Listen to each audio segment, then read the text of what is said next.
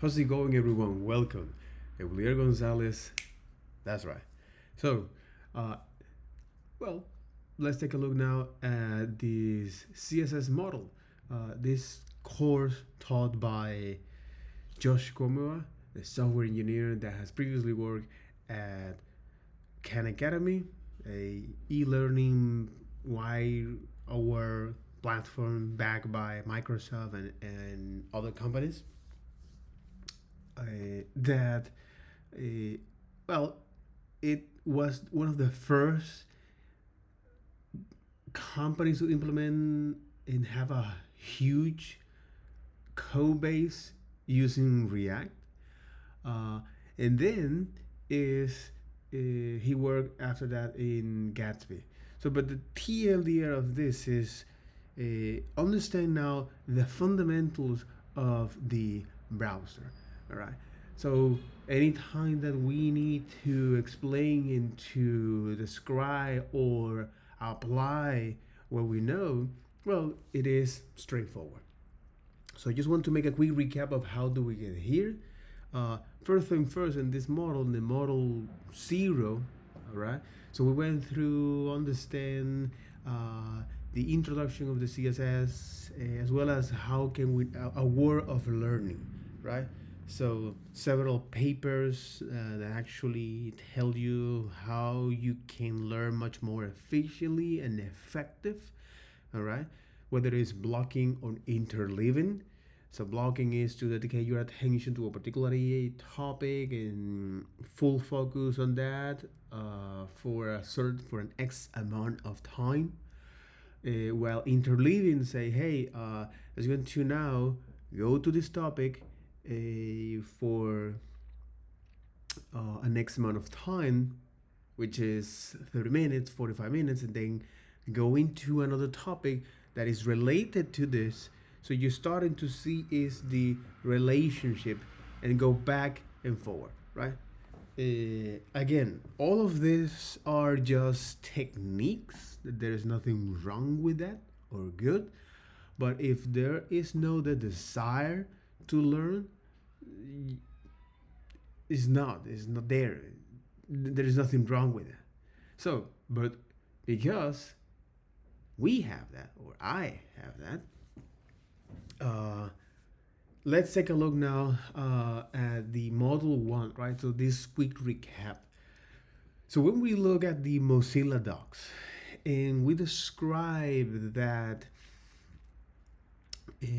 what is CSS, which is the way of how can we now describe is elements in the DOM as visual objects using a box model, right? So CSS or CSS has several components. The anatomy of CSS is, well, that you can import style sheets, whether it is inline style sheets or external style sheets or internal style sheets. So internal style sheets, external style sheets, and inline, and also is that you can cherry picking elements into the DOMs via selectors, whether it's by ID, class, or attribute, or even by their tag. Also, the different pseudo elements and pseudo selectors that we can have, which is based on the state, right?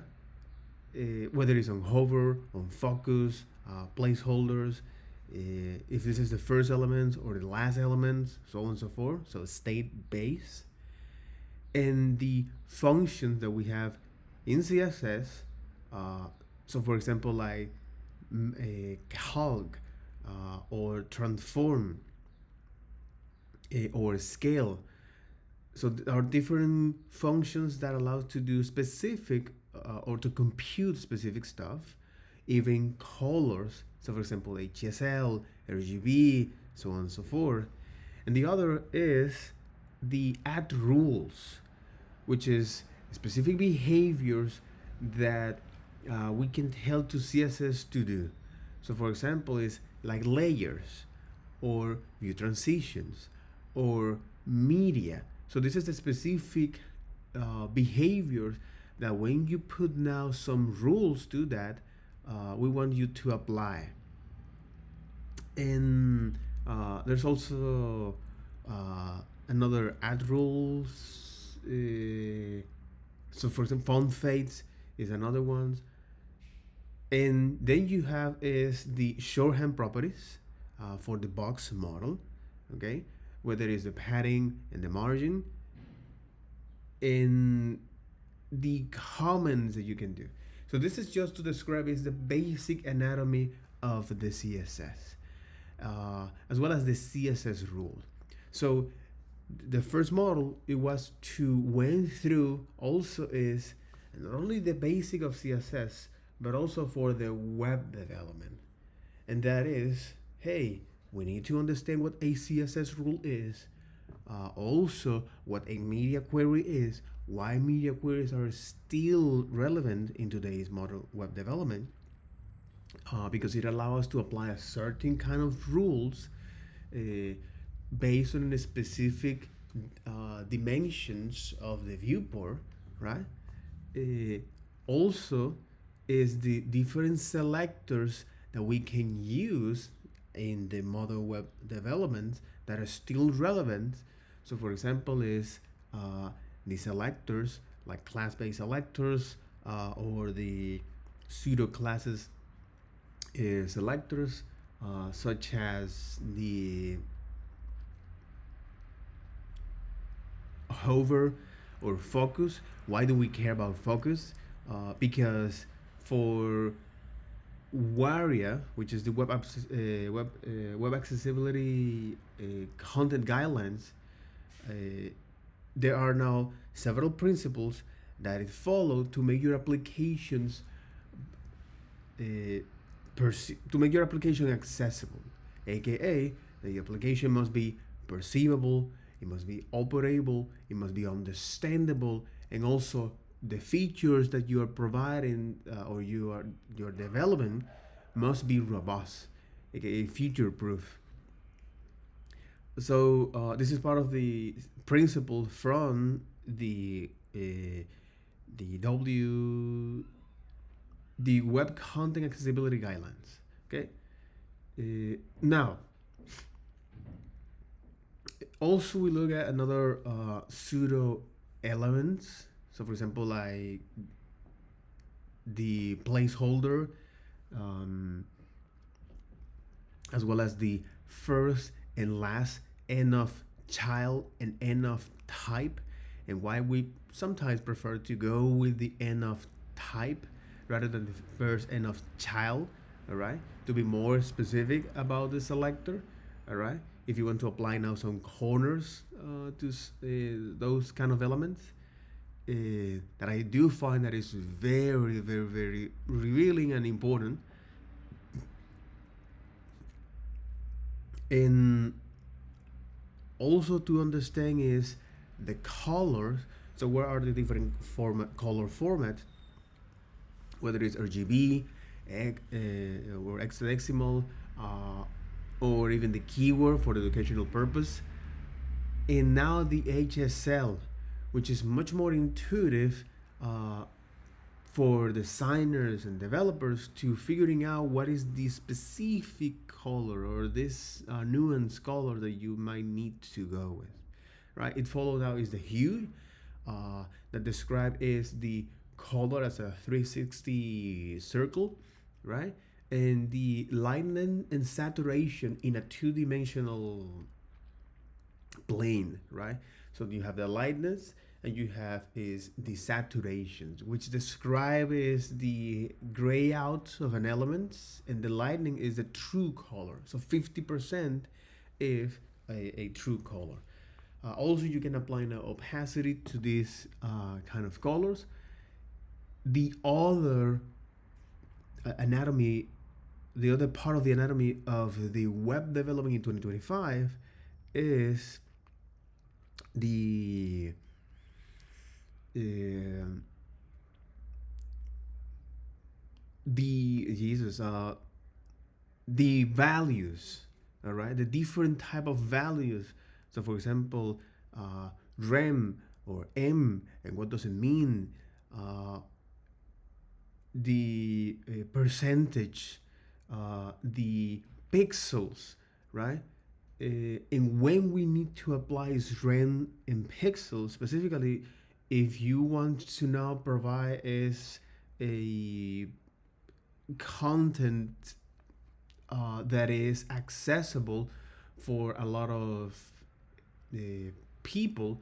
All right. So when the user go to the settings and try to zoom in or zoom out the application, well, it can actually, you can, if you're using, for example, root rammed, it will now is zoom in or zoom out the content, right? Which is improve the accessibility of your application. Uh,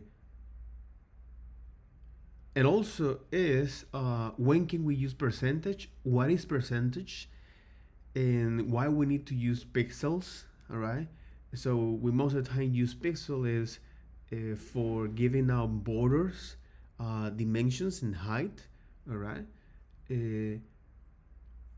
And also is the type of the the typography, which is, hey, here in our web applications, because the printing industry have used some of we CSS actually take a lot of the concepts and idea from the print industry. So for example, typography, here we look at what is a sans serif font, what actually means. So sans serif is good for giving now make it your content readable, right? Where if you apply serif fonts, this is to give more now nuance and to provide some particular styles. Also is the different styles or the font family that we can have, which is a character set that in the case of Roboto, this specific key, we now can provide, or that provide is uh, four different font weights with two variants. No, six different font weights with two variants, aka giving us is 12 different types of fonts. So whether it is thin, regular, bold, heavy bold, yeah, bold, heavy bold, and it, so giving us is so giving us is thin, giving us is light, thin, regular, bold, bold,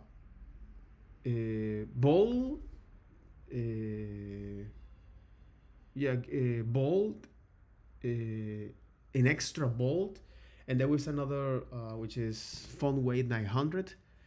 I don't remember the name of that. And the different variants, right? Whether it's italic and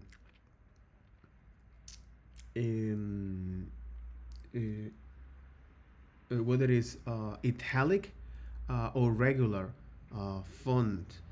So all of this is just to describe that this particular font families, because if you want to provide now a unique user experience, which is, for example, Airbnb actually does by using a specific fonts known as Celerial,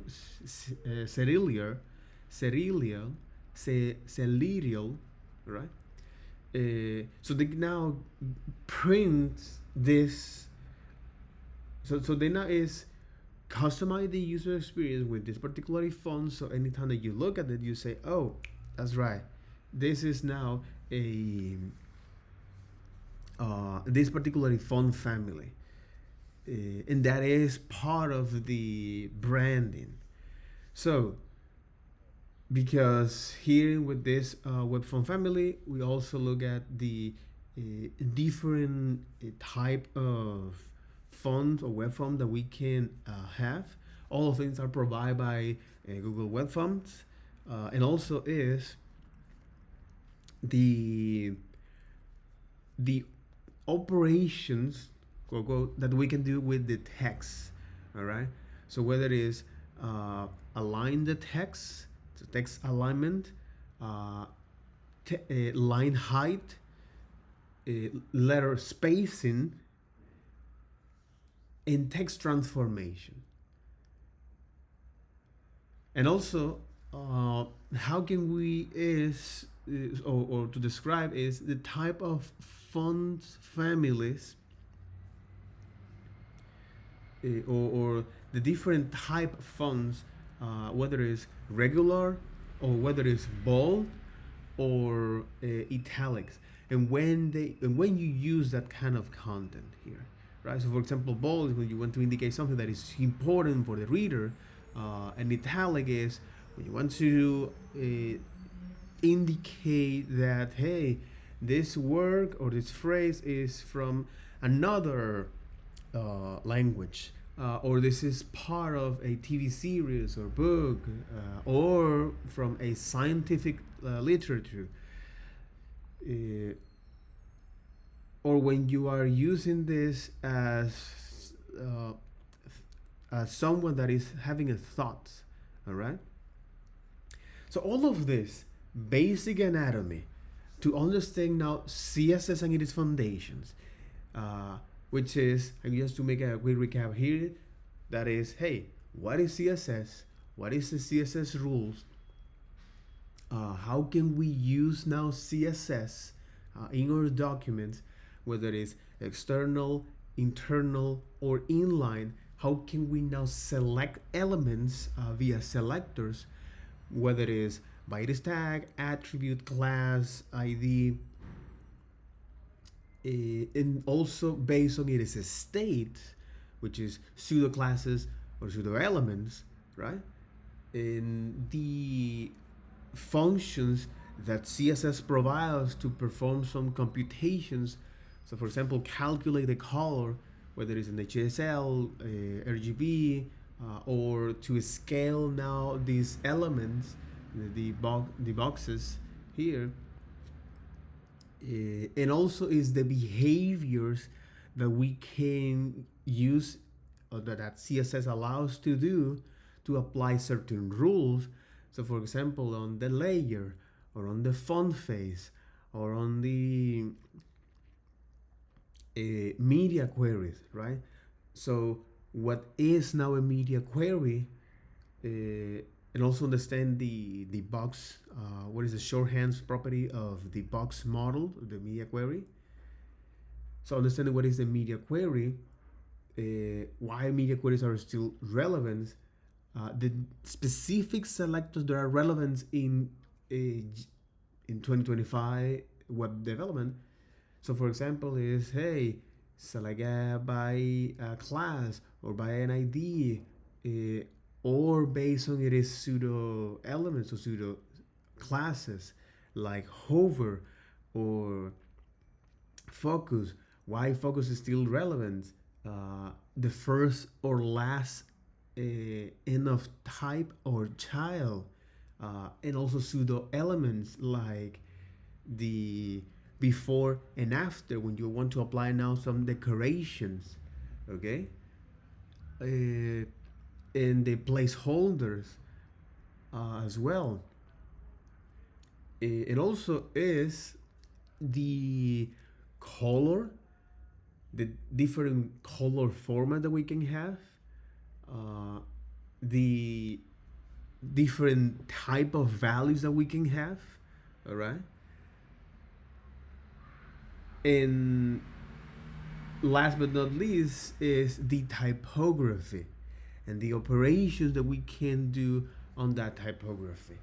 So I just summarizes this first model, all right, in 12 topics that I do think that is very, very important if you're going to dive deep into understand what CSS is. So this was the model 0, right? These introductions. And then now, well, getting into the roots of the CSS in the model 1, which is understanding that web browsers actually count with the things known as user style sheets, right? That is based on a certain rules, vendor specific, to set a blank state or reset a blank state for all of these elements, right? Inputs, div, sections, image, right? And because back in the old days, each one of those vendors have their own interpretation of that.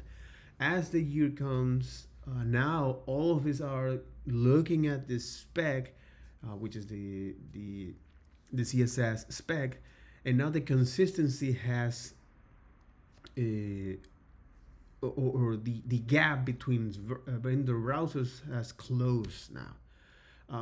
But because of this wasn't true all, well, there's something known as the CSS reset. There is a particularly developer that actually, or designer that actually faced these problems back in 2007, and they create now this basic reset. So how all of these different elements are going to look like, regardless the browser.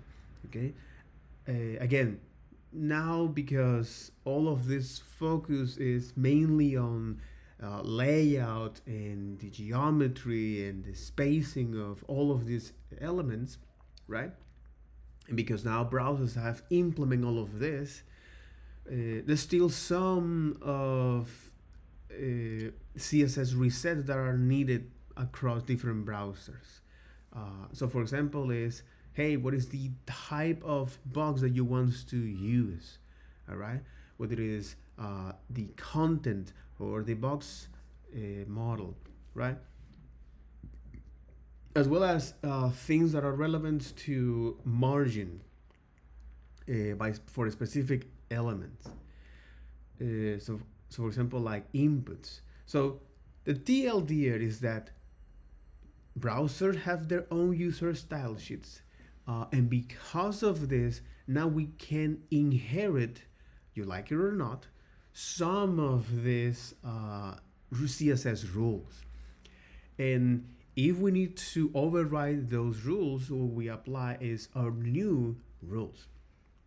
So in order to understand now this inheritance and going deeper into CSS, we need to first look at how you can select elements, how now CSS resolve is these specific selectors or competing CSS selectors using is a cascade rule, which is an algorithm that the browsers follows anytime that they have now competing CSS, right?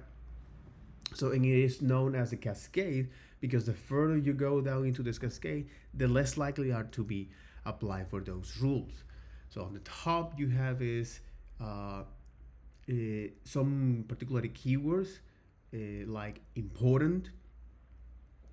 So hey, if this is important, if this is an inline CSS style, or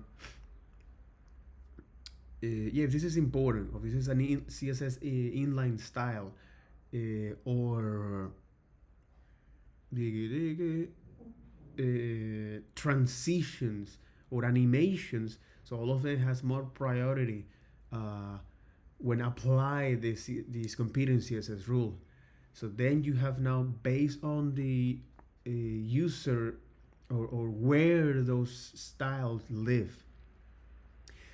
For example, if this part of the web application or the it is on the browser, or on the it is on the web app, or the user, or the browser. And then you have now the specificity of the selectors, right? So based on its ID, or the class, the class or pseudo classes, or the tags or the pseudo elements. And last but not least is the order or the place in which this CSS rule was defined. So the, the further it goes down, the less likely is to be applied this CSS rule. This is, of course, a quick recap of what this CSS specificity is. But the thing here is that even though that we have several modern CSS and JavaScript toolings that help us to solve much of these problems, it is still relevant to at least understand the algorithm or the sequence of steps that how CSS actually resolve is competing rules. Now, then we look at the model of how now CSS is based upon, aka the box model, which is the way of how now all of these different elements are all of these DOM elements are looking or are based on. Because before going into that, the inline or the block, which is also content that comes from the print media, is the way how traditionally in the West where this concept actually emerged. But the reality is that now the Chinese has developed that couple centuries before the Europe, right? But here in Europe, right, with the Gutenberg print, we have inherited all of this concept from that. So, for example, is the way how we read the content from left to right and top to down. All right, it is this Western or Latin alphabet. But as the web progressed, and now it becomes more available to different cultures, not only Western cultures, but for example, Arabic languages or Middle East cultures, and also hand-based characters from Asia, right?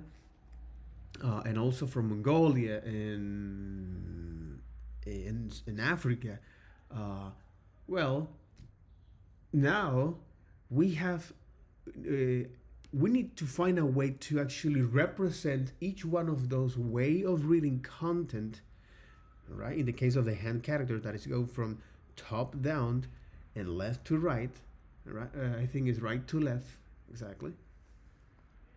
And in the case of Arabic languages, that go from right to left, okay? So now there are some specific CSS property that allow us to be much more general when it comes to align is the flow of the content. So these are properties known as the inline, and whether it is the padding, the margin on the inline, that allow is to well position the elements not based on its location, but based on its logical way of reading the content. Now,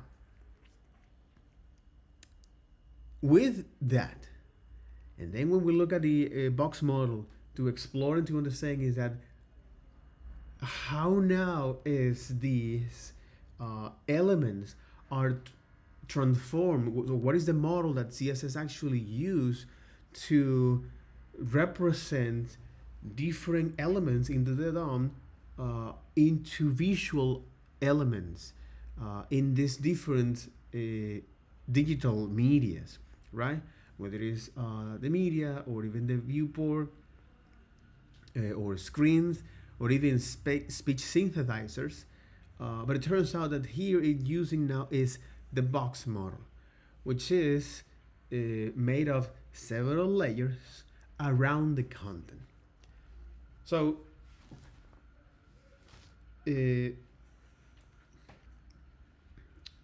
as we explore each one of those elements into the box, whether it is the content, which is pretty straightforward, is where you put now whether it is text or image or even video.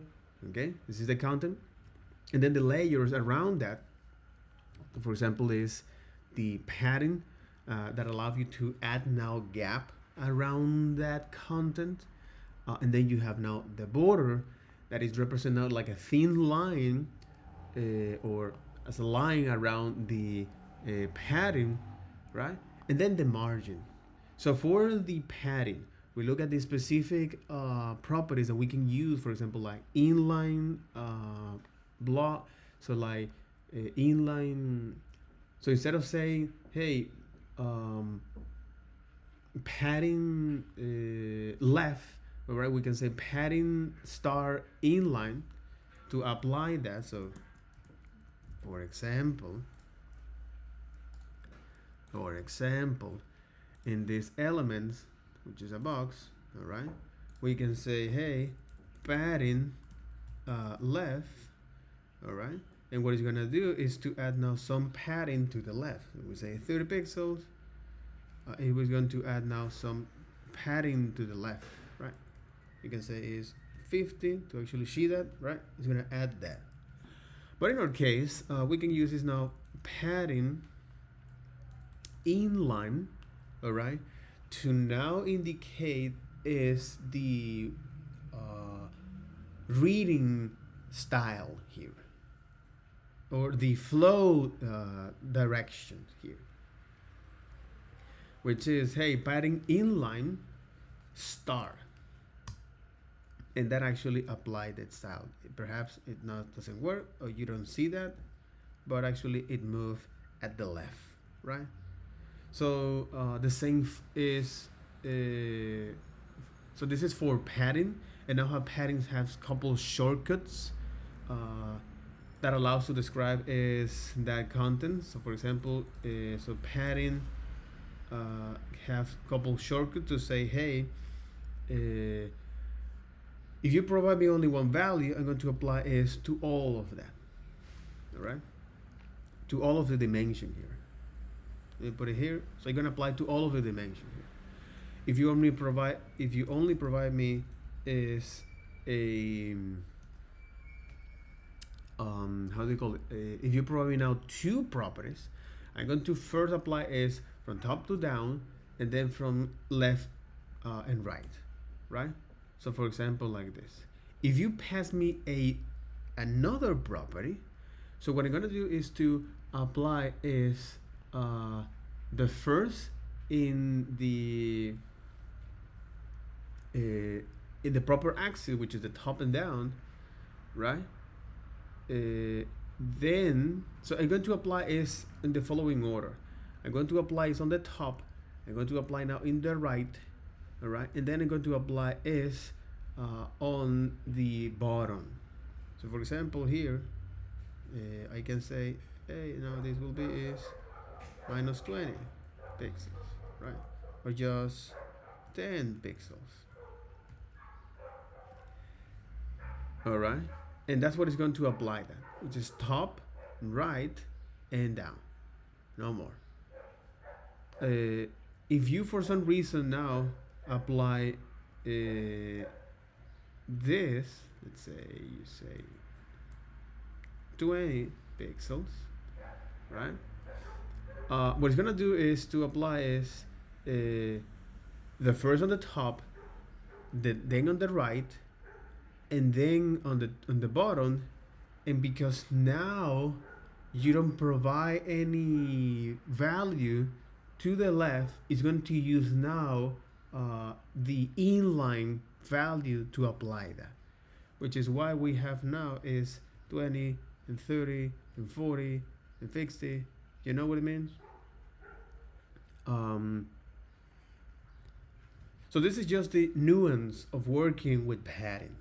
Okay. So that's good. That's great. And as we explore now is the other component of the CSS box, which is border. Well, in the border, the the the the anatomy here is quite different. So here on the border, the only default value that we need to apply is the, well, the border style. So for example, if we say solid, it will now apply this border line. We can now tell is the dimension of this the style width, right?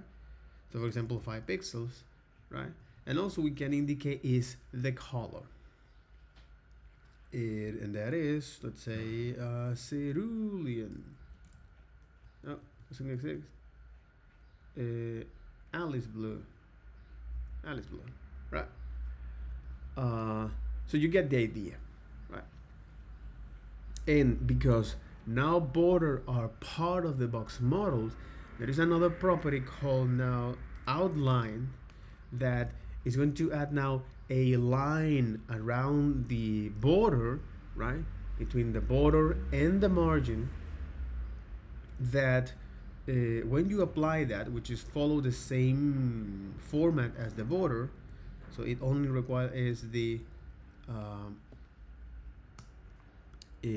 line style width, all right?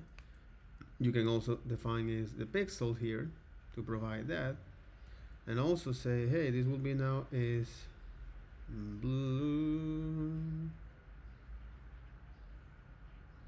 Let me put it this way.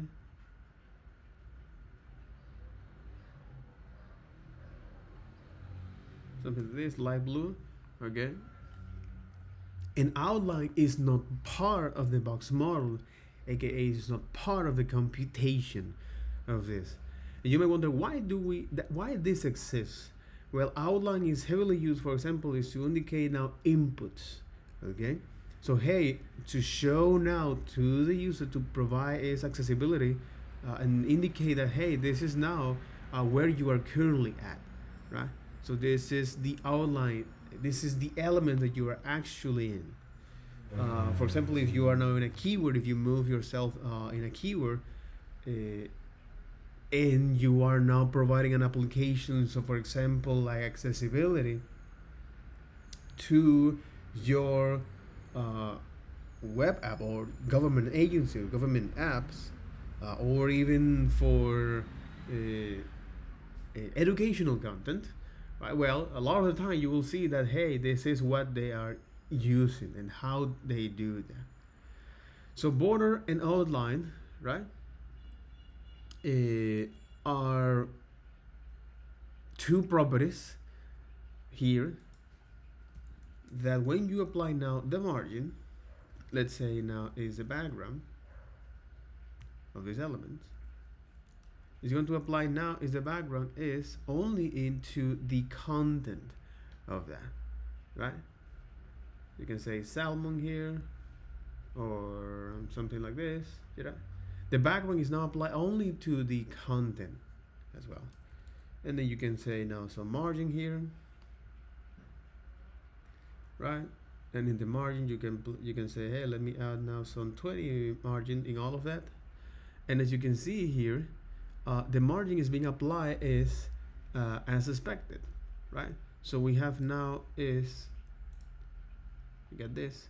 So we have now the margin, we have also is the border, but it's not computed, but the outline is not even shown here, it's not computed, it's not part of the box model, okay?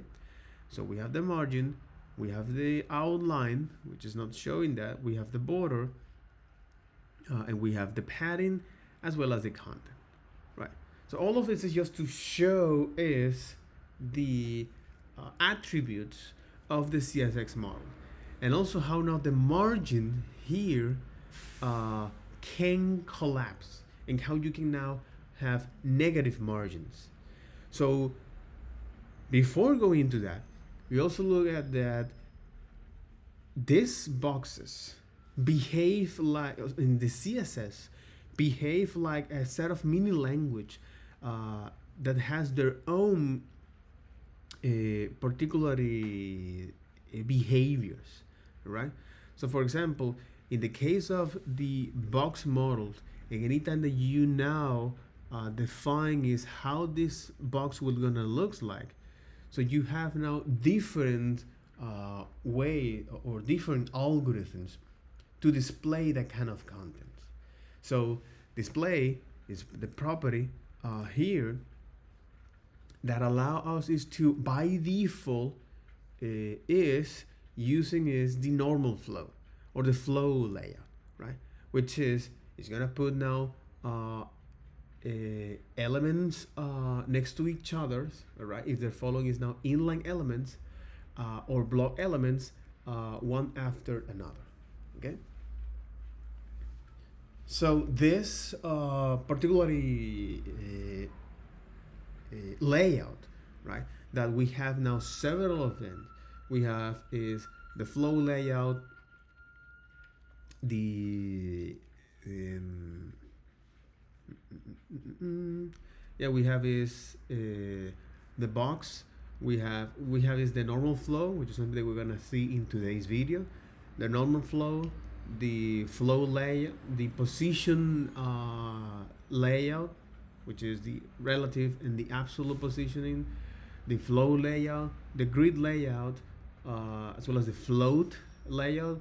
But here, our attention is on the normal flow. So this particularly flow has two type of elements, whether it is the block or inline, and the block here it's gonna take all the available space, right? It's greedy. It's taking all the horizontal space here, and there are some specific elements that follow that. So, for example, a div and a section and a header, and a heading as well, and a paragraph. And there are other elements, for example, like inline elements, and they don't want to make a fuss. They just only take the content dimension or the horizontal space here and no further. So the difference is that with block elements, we can now is resize its dimension, okay, whether it's width or height, and because now there are some elements that you need to align, okay, because that's the whole point of this.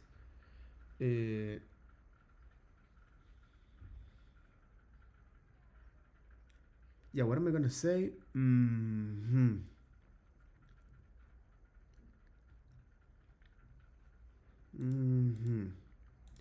Yeah, what am I gonna say?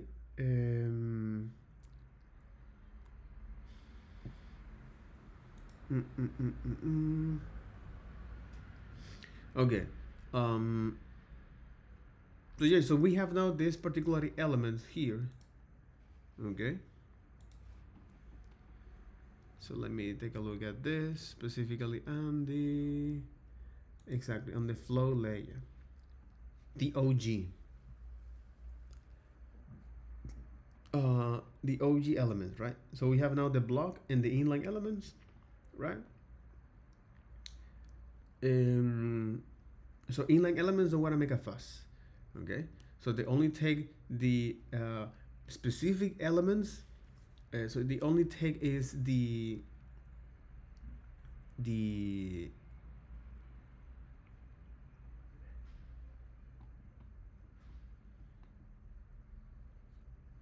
okay.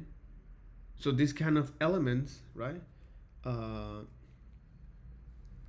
they are going to, so they're gonna position next to each other, and they're gonna take all the only the available content space, right? So you can modify is the dimension of these elements, okay? And because now certain tags like the exactly you can modify is the dimension of the content, but you can now is shift is the position of these elements with margin left and right. But because there's some particularly elements like image, video, and canvas that they are now inline elements, so they behave like inline elements, uh, they can affect the block, right? And because in the case of the image, when you're using now the flow layout, they have now this particular gap here. You can is remove that by setting is the line height to 0. Okay, in the case of image, when you don't put all of these elements next to each other in the HTML tag, when you add now some space, it's going to actually is apply that space to your content. This is something that is not true for other layouts, right? And the other is the blocks. So blocks don't share, and they take all the available horizontal space here. So we can use now is the display block or inline by following is that normal flow, all right? And inline elements have this magic space, which is something that I mentioned before, right? Inline elements can line wrap, where the block elements that only take all the available space, and even it's going to go beyond the viewport. So then we have is the inline block. So the inline block is this wolf in length clothing, which is a block in inline clothing, because you can now modify its dimension, all right, internally, but internally it acts much like a block element, right? So in terms of layout, it is treated as an inline element. We can drop in the middle of a paragraph, okay, without totally breaking the layout. In terms of the layout, we can put this element, the inline element, without breaking the layout, right? But internally, it behaves like a block.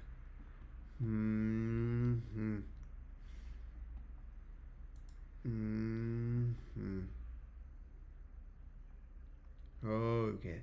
And then we explore is now how these elements, how the CSS actually calculate is the width and the height of this content. All right. So in the case of the width, when you now use percentage, it is the dimension, when you use percentage in width, it is gonna be so when you use percentage, it's going to now is inherit based on the padding element content space.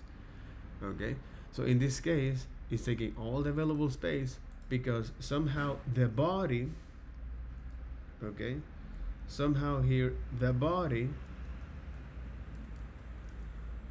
is now the width of the body here is somehow not 100% here, right?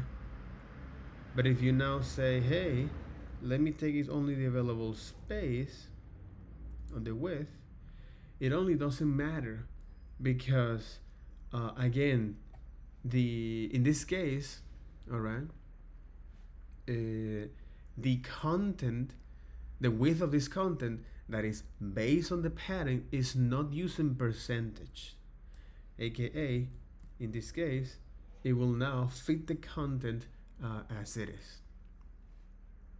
And of course, because we're adding now some margin here, that's why the content now shift a little bit.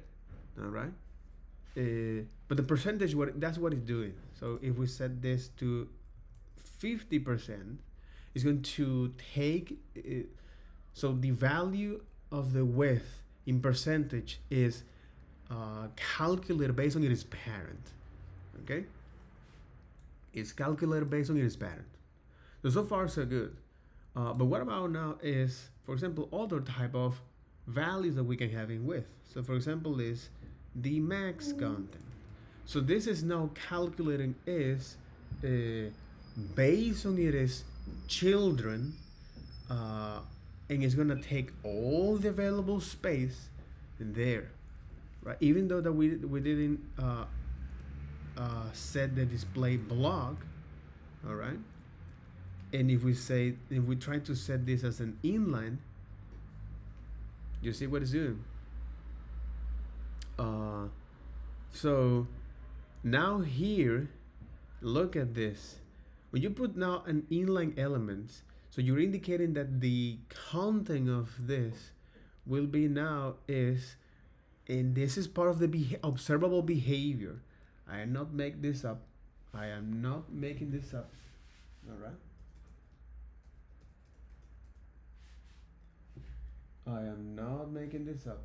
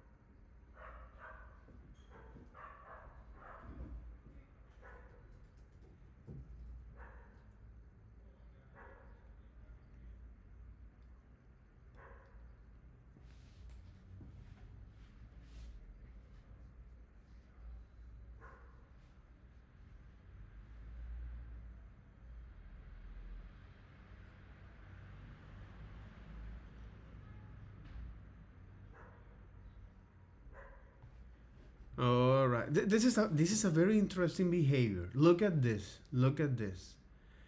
When you tell now a CSS element, hey, I want you to behave like an inline content, okay? AKA, I just want to take only the available space there, because now here we're saying, hey, the width of this element will be now max content, and because it will take all the horizontal space, so the only available horizontal space that we can take is now indicated by the pattern here.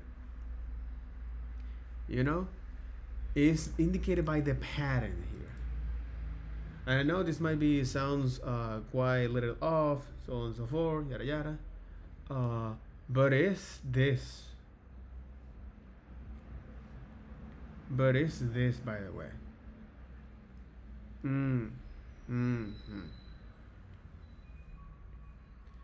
So now that we have this, hello, diggy, diggy, diggy, so if the width is now 70%, it's gonna be, of course, more.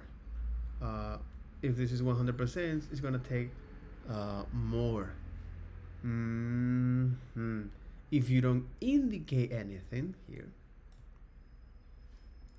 it's because that body element is now 100%.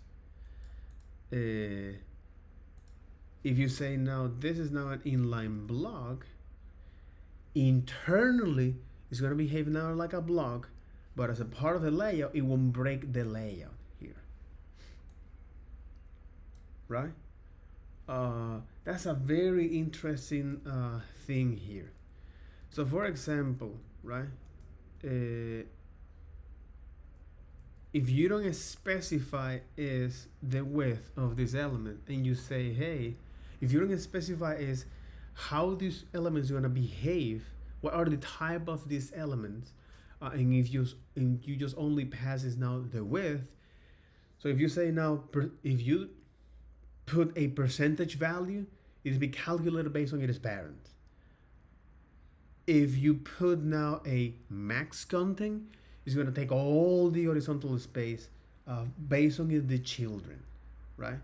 If you, for example, say now is mean content, it's going to look at the children's, is looking at the widest children width. And in this case, because the widest element here is, I can say is widest element, is actually match that, right? It's actually match that. Keyword values. Broadly speaking, there are two kind of values that we can specify for width: measurements or keywords. Okay, interesting. So there are two type, at least right now, there are two kind of value that we can specify in width. That is measurements, okay? So percentage, pixels, root m, or keywords, whether it's auto or fit content, right? And if you specify here now, say, hey, fit content, right? It's gonna say, hey, I'm going to is look at the children's and make the content now fit inside of this,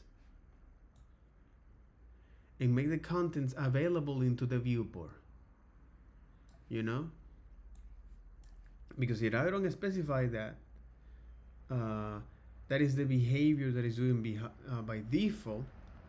All right, I'm telling you it's fit content here, even though that I can say, hey, display element as a block, right? It won't take that. If I remove the width, because now the width is calculated. That's interesting. But I don't think it's actually working. Do you?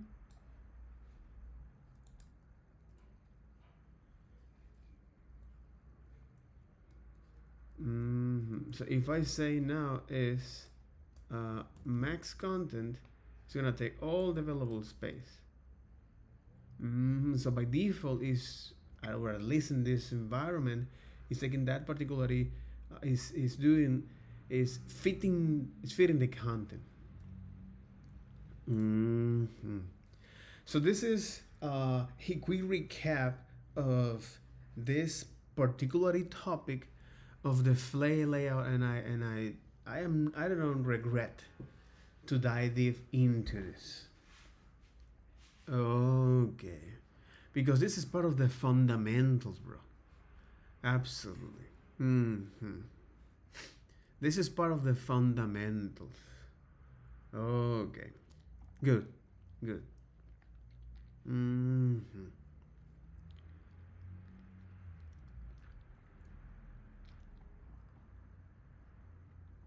This is part of the fundamentals, bro. Mm-hmm. Okay.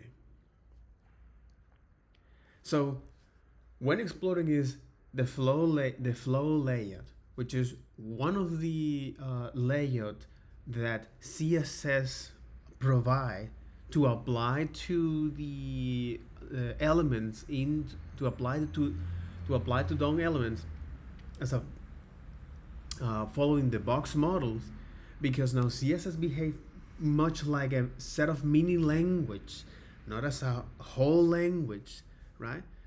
Where you have now different behaviors based on a specific layout algorithm. So you have is the normal layout, the position, relative, and absolute layout, the float as well, the flex box, the grid, right? In the case we're looking at the normal flow or the flow layout, and how now this have two type of elements, whether it's a block and the inline, and how the inline behave, which they don't want to make a fuss, all right? They only take that as available space. You can shift the elements with margins left and right, but you can is modify it as dimension, the content. Unlike the block, because inline elements, there are several exotic objects, right? So for example, like image, canvas, and videos, they are, so they behave like an inline elements, all right? And you can is modify the dimension of those elements here. And the other is a block. So now with block, because they take all the available horizontal space, now you can of course modify its dimensions, okay? And because with inline elements you can is now you can line wrap elements here. This is why, for example, if you put now a block here, you can line break this. All right, this is because I'm putting is this percentage to actually only doing that. All right, and of course it's breaking this content as it is, but it's because of the dimension that is inheriting here, right? So if I say now with 50%, of course it's going to inherit is the value from its parent. But again, but again,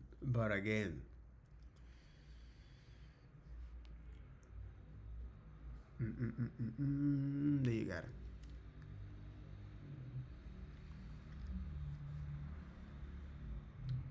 So inline allow us is to line break elements here.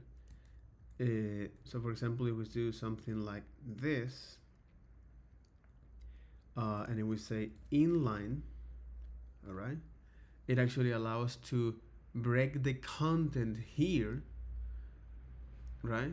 And it's only taking that available space and no more, all right?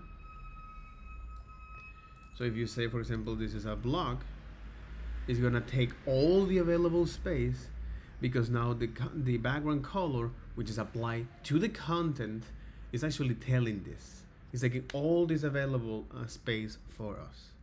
Whereas inline elements, now it breaks the line, right?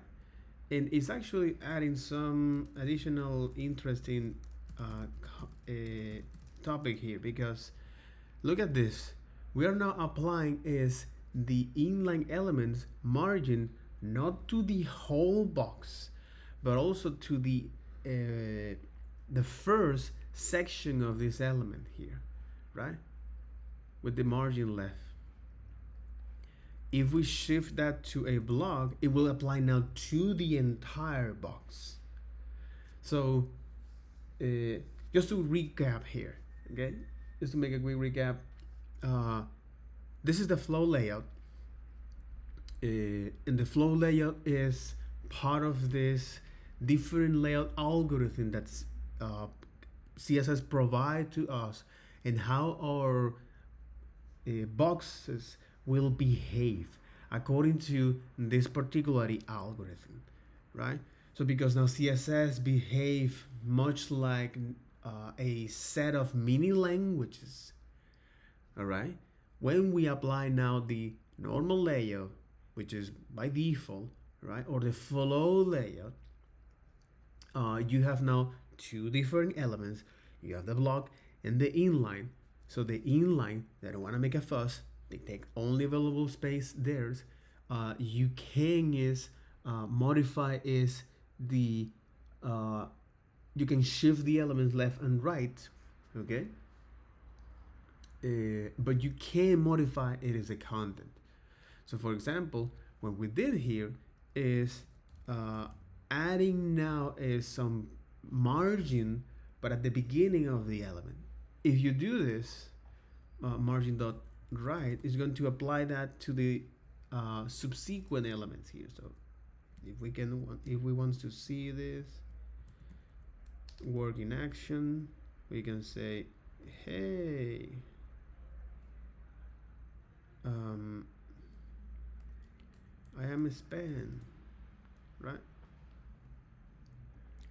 So for example here, so what's happening here is that if I add now these elements here, okay, and if I inspect this, or let me actually add some color here, you know, to say, hey, this is now a span, and this span is, let's say, background color of light blue, right? Is not only applying these elements,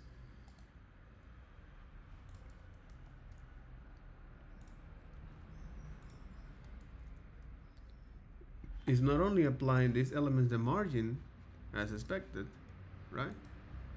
So for example here, as an inline element, right?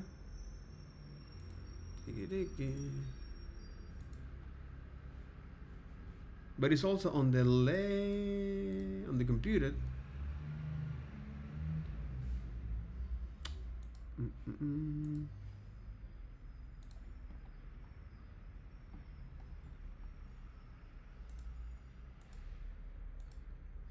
Exactly, on the computer here, as you can see, it's now applying is that inline. Oh, interesting. It's applying that margin right. But it's applying to that. And if I say now margin left,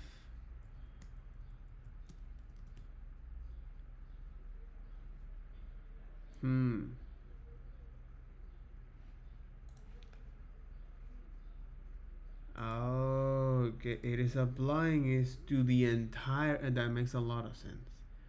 It is applying to the entire elements here.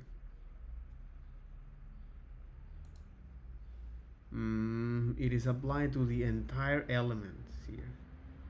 Okay. And of course, it's gonna put these elements next to each other because they are all follow an inline elements here.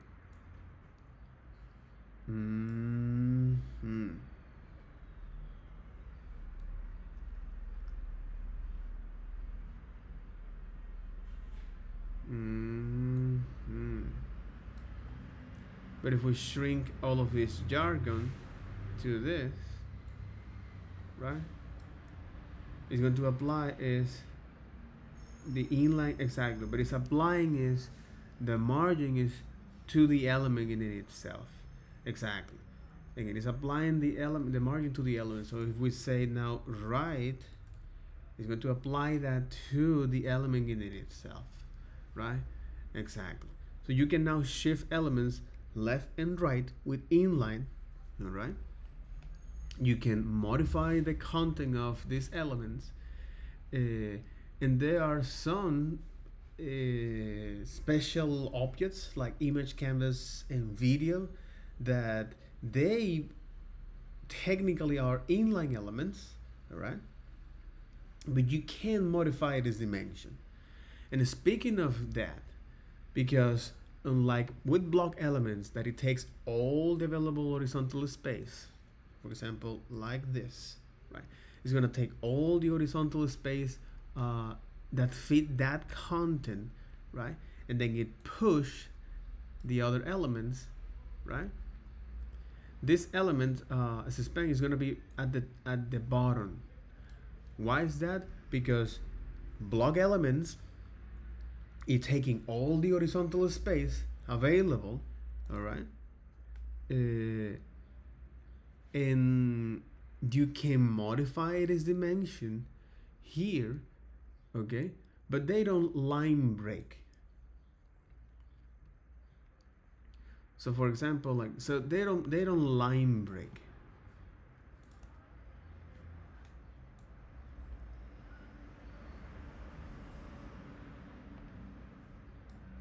Unlike inline elements, right? They line break here. You see? So, the thing here is that, look at this, is actually line breaking here. But if you say now a block is gonna take all the available space and it won't be part of the flow, or it won't be part of the inline content flow. Now, why am I mentioning, why I hit the break here? Okay, it was to understand now this. Okay, it was to understand, it was to be able to describe is this layout algorithm, the normal flow, and the different type of elements here that we can have, for example, like block and inline, how they behave, how now inline element add this magic space, so for example in image, and how you can remove that magic space by putting it now line height 0. And the other is that when you add now image to these elements here, well, it's going to now add a gap around that. So to prevent that, we just put all of this image close to each other in the normal flow. So with how now the dimension of this element is computed is, whether it's the width and the height, is in the case of the width, if you're using a percentage, it is calculated based on its pattern width, right? If you're using now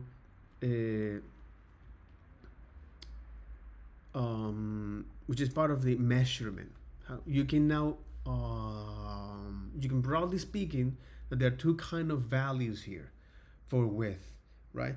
Whether it's measurements, okay, so 100%, so percentage, pixels, and root elements, right? And the other is keywords, so like auto, fit content, and so on and so forth.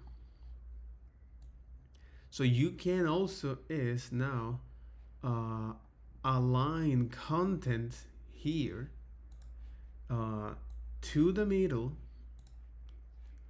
by saying, hey, let me actually is take all the available space, auto, okay, this will be behave now as a block, in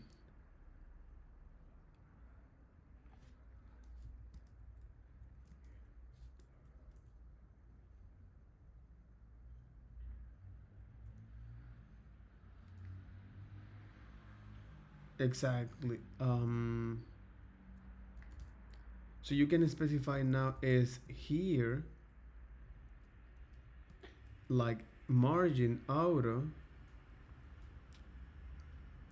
where you can say, hey, I want to now is center the content of here. And if you want to center the content here, so for example in this H1, you can is wrap this element here, okay?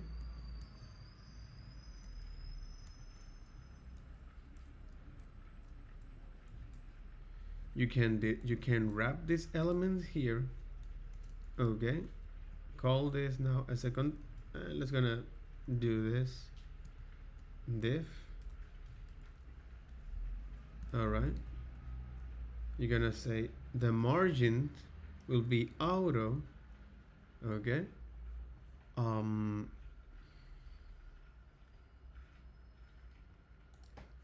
the width of this element will be, let's say, 100% pixels, right? And if you want to now is center these elements, all right, with this div, let's put it this now, section, to be more specific.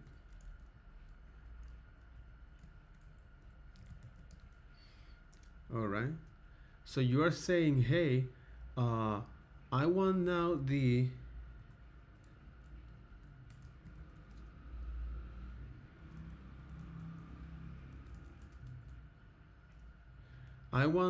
is take all the available space here. You can also do something like this. No, but I know it won't work. But this will work. This work because it's saying, hey, the width of this content, okay, it'll be the children content, all right, and for this box, all right, which is the section for this box, I want the margin take the available space on the left and the available space on the right, so eating each one of them, and now it actually center this element as it is. So with margin and width here, another way to do this, all right, is by saying, hey, the width of this okay, exactly. So here so this actually works because this box that is wrapping this context, the width will be something that I prefix, right? Whether it's 120 or the fit content, which is calculated based on its children, all right? And if the children's doesn't grow, all right? So for example, if the children doesn't grow, so if I say fit content, if the children doesn't grow, which is unfortunately this is what happened when the children grow, the margin, it won't be applied, all right, because it's taking all the available space of the viewport. But if for some reason we now to this container we specify is the dimension of this, or we say, hey, fit content,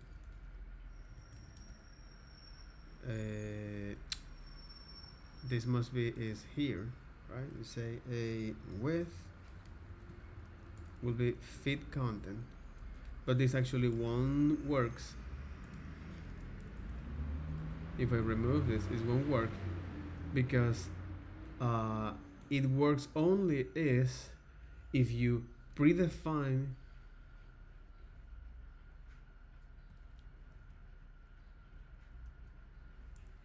right. It'll work is if you predefine is the dimension of this box, and then you indicate that with auto, hey, take all the available space on the left and on the right. This is why it works. This is where you can center an element with that, because you're telling to this box, hey, take all the available space in the left and in the right, but this is the width of this element, right? Okay, so again, we are revisiting is the flow layout and the width and height algorithm, specifically the layout algorithm, the flow layer, just to make a quick recap of how do we get here. So the TLDR is that with the flow layer, which is one of the layout algorithms that CSS provide to us to work with these boxes, the target to work with these boxes and how they're going to behave in different layouts. The normal layout, which is the default layouts, allows us to or provides different type of boxes and how they behave. So you have now the box of you have a block box, which is going to take all the available horizontal space. It's greedy. You can modify its dimension, but it won't line break the content. All right. Unlike now the inline elements that they don't want to make a fuss. They takes only available space there of the content. You can modify its dimensions, but you can shift its position horizontally with margin left and right, or margin inline star or end. Okay. Now there are other type of elements like image and videos and canvas that allow us is to modify its dimension, but they technically are inline elements. There are now some magic space that the browsers add to this, specifically image, in the flow layout, that you can remove that. So for example, at the top with line height 0 of these elements, and the other is that the gap that is added to image elements that you can remove is by putting the DOM all of these elements close each other. This is some legacy behaviors that browser, because they don't want to break the web, we still have them, you know. So okay, and as we explore, okay, and as we explore is the other type of block, which is the CSS. We have now the inline block, that this is length in wolf clothing, aka it is a block in inline clothing. For the layout, it behaves like an inline element, but internally it is like a block. So you can modify its dimension in these inline elements. So why this is important? Because as we explore now is how the width and the height is computed.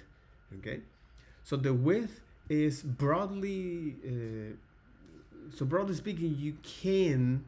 There are two kinds of, broadly speaking, there are two kinds of values here. Okay, you have now the measurements. So pixels, percentage, and rand. And you also have, so you have now measurements, pixel, percentage, and rand, and the keywords. So auto, fit content, max content, and min content. And in the case of percentage, the value it is calculated based on its pattern. And for pixels, it's actually pretty straightforward. The same for root elements, right? And for keywords, when it comes to fit the content, it's going to now look at the children's and calculate is that content, right?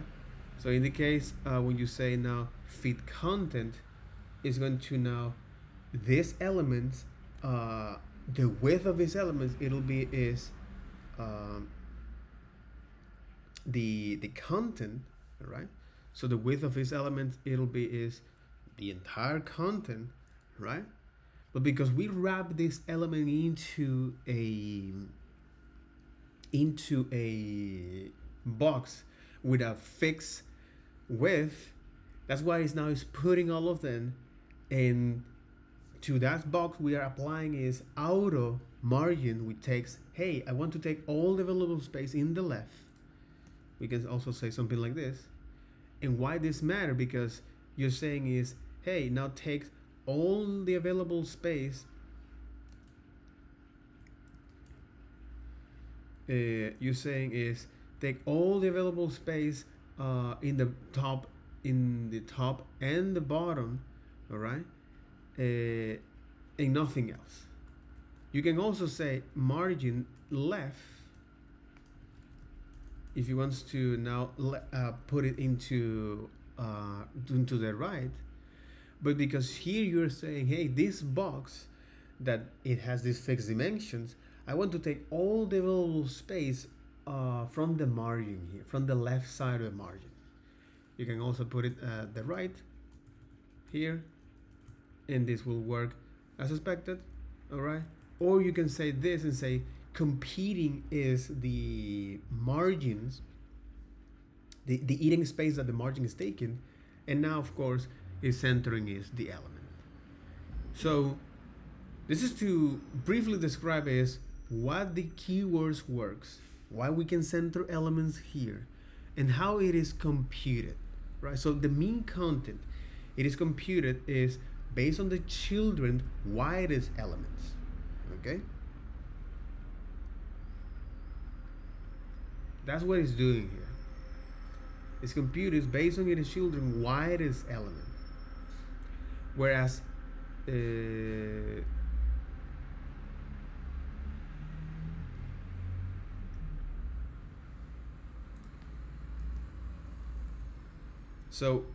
this case, the mean content, it is computed based on its children's widest element, right? That's the dimension of this box.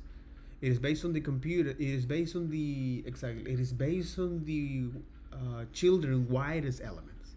In this case, of course, is heading here. Look at now. This is actually is line breaking. All right. But it's because the widest elements word here in this context is heading. That's why it's actually doing that, because if you put that shrunk down, it will take now shrunk down with the dot as the widest element here, right? So this is mean content. The max content is say, hey, I don't care, take all the horizontal space here, all right? But it takes the opposite stride. It never adds any line breaks, right? The elements width will be the smallest values that contains the content without breaking it. The elements width will be the smallest values. The element width will be the smallest value that contains the content here without breaking it up. As you can see, an element with max context pays no attention to the constraints set by the parents. It will size the elements based purely on the length of its unbroken children's. Why will this will be useful? Well, it produces a nice effect when a content is short enough to fit within the pattern. Exactly. If the content is short enough, it will produce now this nice little effect here, a short heading. Unlike auto, max content doesn't fill the available space.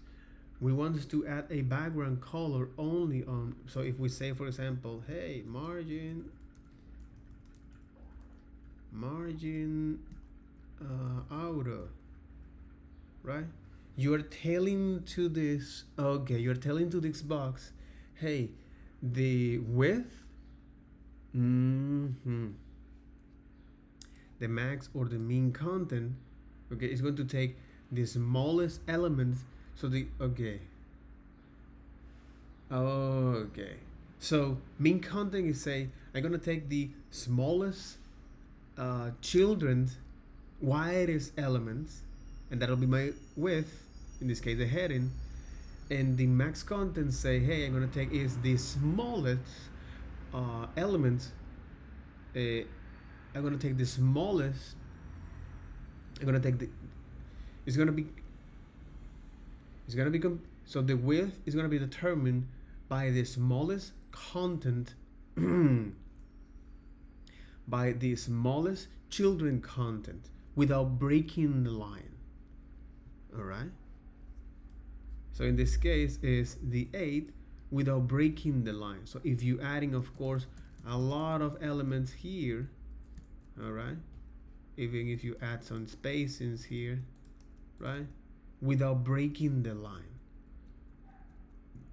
So now max content is taking that without breaking the line, and because here this is the width of these elements, now when you add margin auto, you're saying, hey, CSS, I want you to take now the available space on the left and on the right, and now this will, of course, the end result is centering the elements here.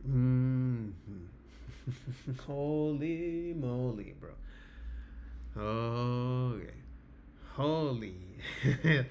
So in this example here, we can actually now align the content, okay, here to center the content by saying is, hey, the max content, it'll be now based on its smallest, based on its children's smallest elements, without breaking a line. So AKA, if we do this, that's actually the width of this box, of the content. And if we want to now align this to the center, all right, or in this case to the left, I can say auto, and I'm gonna put that to the right, all right, or I can now is center that element here. That makes a lot of sense. That makes a lot of sense. A lot of sense. Vastly, bro. Vastly. Okay. Okay. Okay. Hmm. Hmm. Hmm. Hmm. Hmm. Hmm. Hmm. Hmm. Hmm. Okay. Okay. All right. All right. Okay. Hmm. And then, well, now to compute is the mean and max value, which is our property to indicate that what is the mean of max value of this content here. And then you look now at thought experiment. Fit content is a really cool new value, but it doesn't offer truly unique functionality. Can it be replicated using other less shiny CSS property? Take a few minutes to think about it and play around to see if you can replicate is the effect without using fit content. So because fit content is now taking all the available space here, okay? If this keyword were balls or porridge, fit content will be one of the golden locks declared just right. Here's how it works. Like mean content and max content, the width is based on the size of the children. If that width can fit within the parent container, it behaves just like a max content, not adding any line break.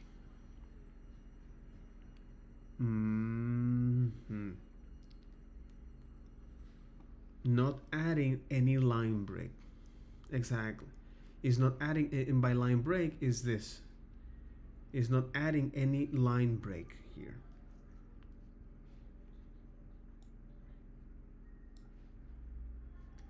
Exactly. It's not adding any line break here. So if you say now display inline, right? It is now adding is line break here. Why is that? Because it's saying, hey, all of this H2 will be like an inline elements, and I'm going to now line break them.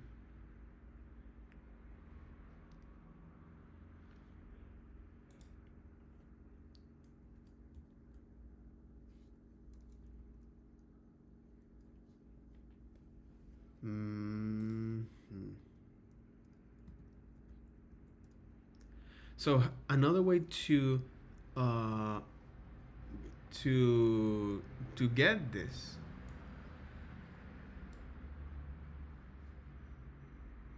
so another way to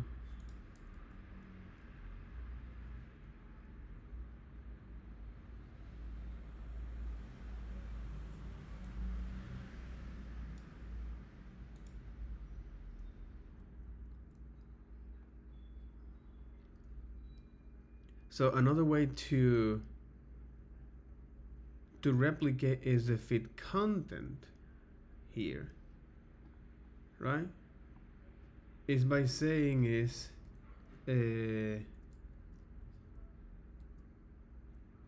take all the available space, all right?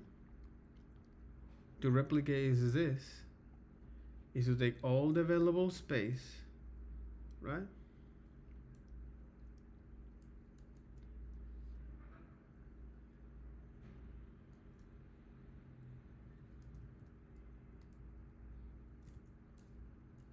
Exactly, is to take all the available space. Take a few minutes to think about it. Play around and see if you can replicate the effect without using feed content. And so the thing here is that if we apply, for example, display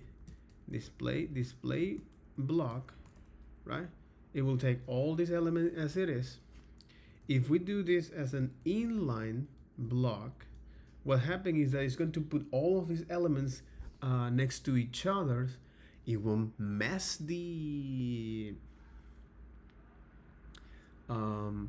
it will mess with the layout, and internally these elements or these boxes will behave like a block. All right.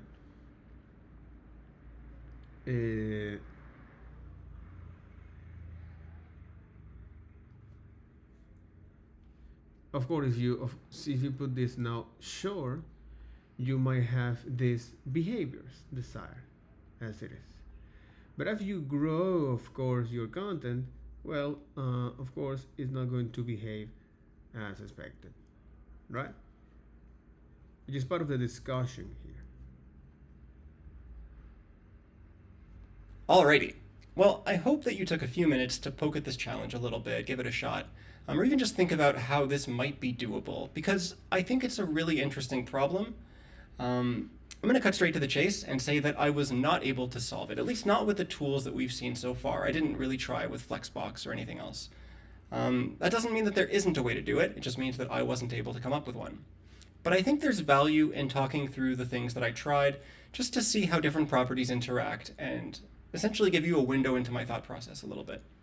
So here we have the example that we looked at earlier with fit content. Mm-hmm. And my first thought was, well, fit content and max content are really quite similar. On the shorter items, they work exactly the same way. It's just the... Exactly. The max content and the width content are kind of the same here. Because max content, okay. So max content is the shortest item, is taking the shortest children element without breaking the without breaking a line. problem is that these long items don't get constrained. Mm-hmm. And then I thought, well, wait a minute. There's a max width property which constrains the maximum width. What if I set that to be 100%? Mm-hmm. So if I say is width, all right, we'll say feed content, right? So feed content, okay.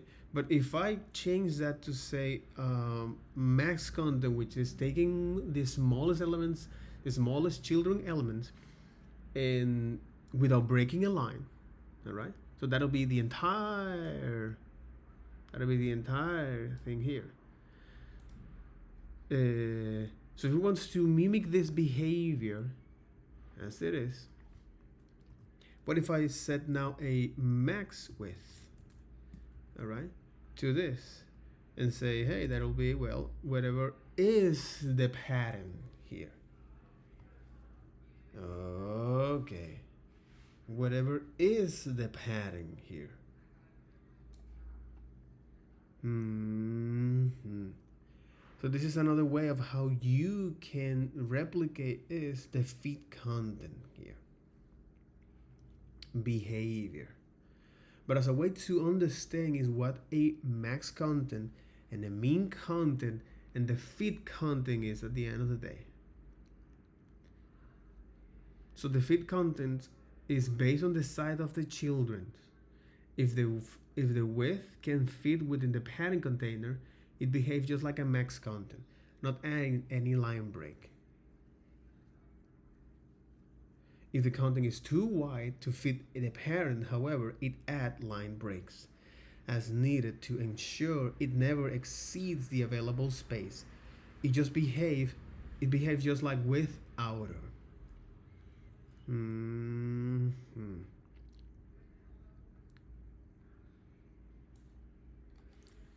So with outer, it's taking all the available space, and if the pattern, if the content is too, if the content is too wide to fit in the pattern, it will add line breaks to this.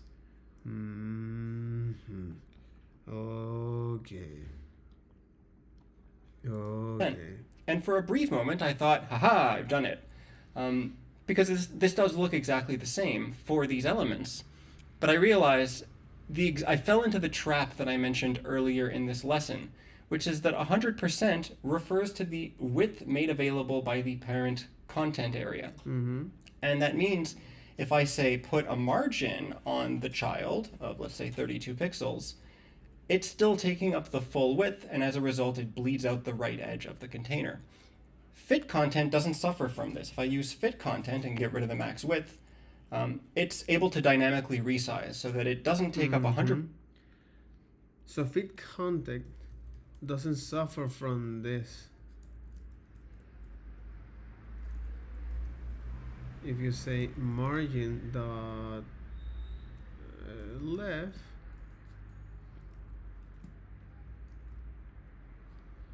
it doesn't suffer from this because it's able to fit the content, dynamically fit the content here. Percent of the width. It takes up the full width minus the 32 pixels for margin. So that doesn't work. I went back to the drawing board and I thought, the behavior that we're looking for actually feels quite a lot like display inline block to me. So I thought, why don't I try that? Not have a width at all and just set display inline block. But the thing here is that, again, for a brief moment, I thought, haha, I have done it. But then, of course, I remembered that inline block treats elements as block elements internally, but inline elements externally. Mm-hmm. And even though I don't see it happening here, it means that inline elements externally will sit side by side. The reason they're not is that they're too long, but if I hop over to HTML and I make one of the items shorter, well, now we see that they sit side by side.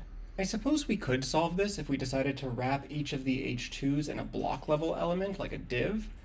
Right now we've essentially put an inline block element inside a block element, and I think this would do it, but to me this feels like cheating. Plus it doesn't feel like a good practice, because you don't want to be cluttering your markup just because you want to have a style work a certain way. Although yeah, if you're trying to target browsers that don't yet support fit content, this is probably how I would do it. So those were the avenues that I tried and failed. I'm curious to hear what you tried and how it worked. Maybe you even found a solution for this.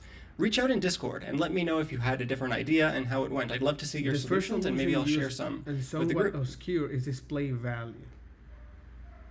Display value as this displays as a table. Display table causes elements to render using a table layout. This is the layout mode used by the table HTML tag. It is an alternative layout algorithm to flow layout or position layout. By default, tables with strings to hold their content but are still block elements. This is exactly what we want. We want to shrink and hold its content, but the elements are blocks. Though it is a bit of a hack, a table elements expect to have table row as children, not text. In the old days, table layout via table tags we used for just about everything. Nowadays, flexbox and grids are better solution in most situations. I only ever find myself using table layout when displaying actual tabular data or when creating HTML emails. Frustratingly, several email clients are stuck in the 90s in terms of their CSS support. As a result, we won't be covering table layout in this course. The next solution use the min content and max content to recreate feed content. So you say min width, it'll be, so the min width will be is the greatest element, okay? If you say now that the behavior here is this, if you say now the min width will be the max content, okay? If we say this, we say, hey, the min width will be is the max content, which is the smallest elements, is the smallest children elements without breaking the line. All right, so you take all the available space, so that doesn't work.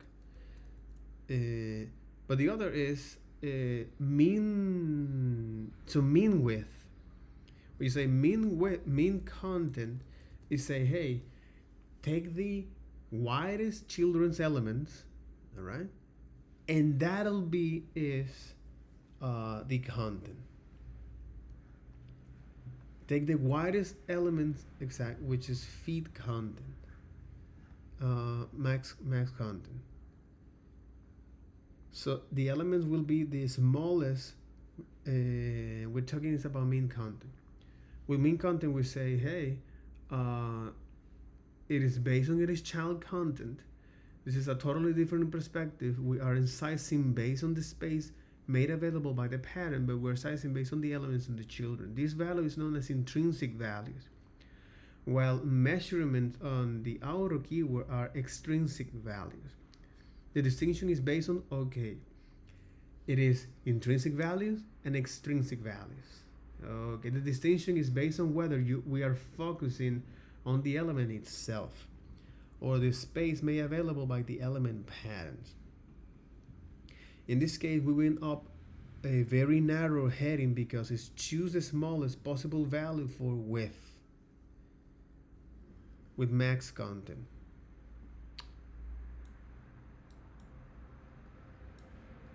With mean content. Exactly. Okay. It's using the smallest possible value for the width that still contain each word whenever it encounters white space. Exactly. So whenever you encounter white space, the max content will be is the widest children's element. Okay. So if this is the widest children element, as the mean width, okay,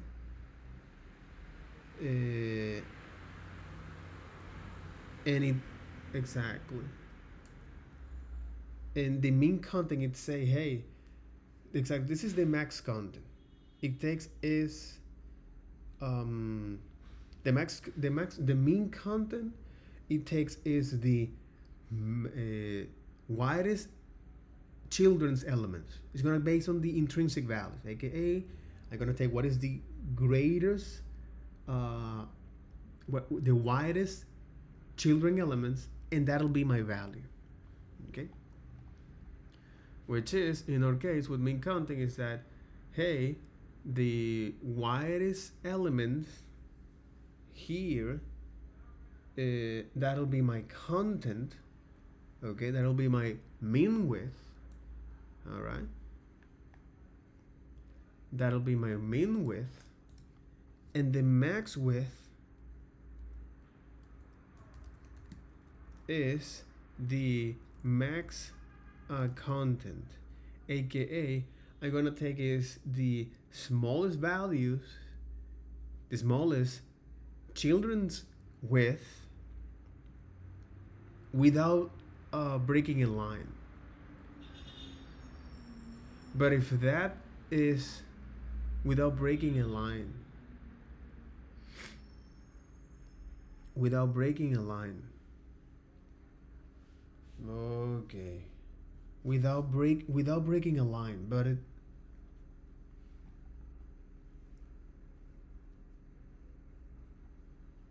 without breaking a line. Mm-hmm. Without breaking a line.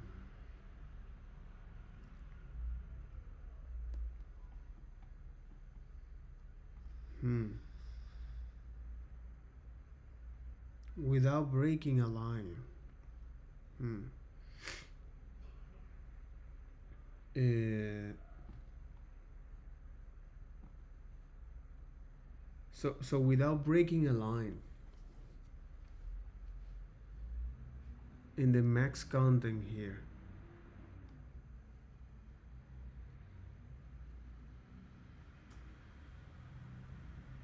It will be the size of the elements based purely on the length of its unbroken children.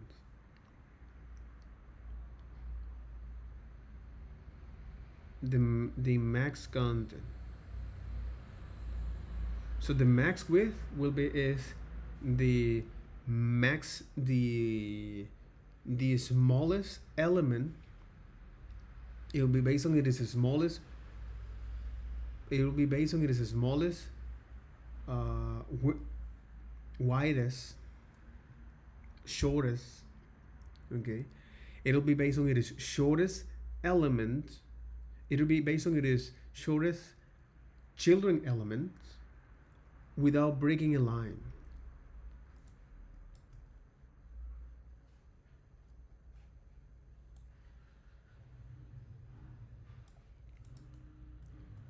Mm-hmm. It is based on its shortest children element without breaking a line.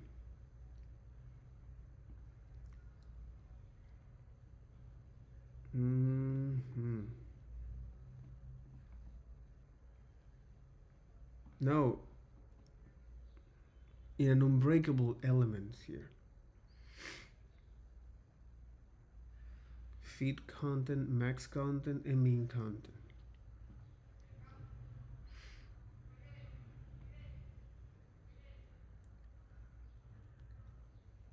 Exactly, the element width will be the smallest value that contains the content without breaking it up. Mm-hmm. Exactly, without breaking it up. Mm-hmm. Okay. So the mean content refers to the intrinsic value of the content, aka the widest children elements.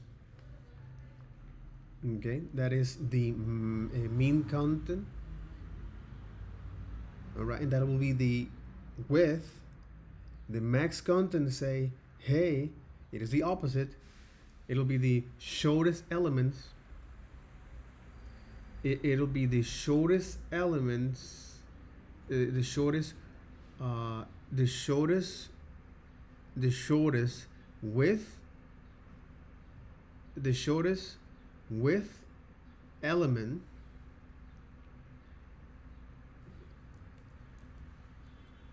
the widest.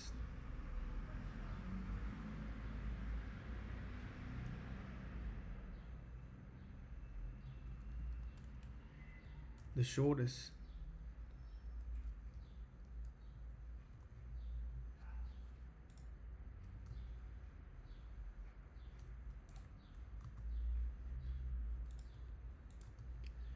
The shortest element. Exactly. The widest and the shortest. Okay. The shortest element.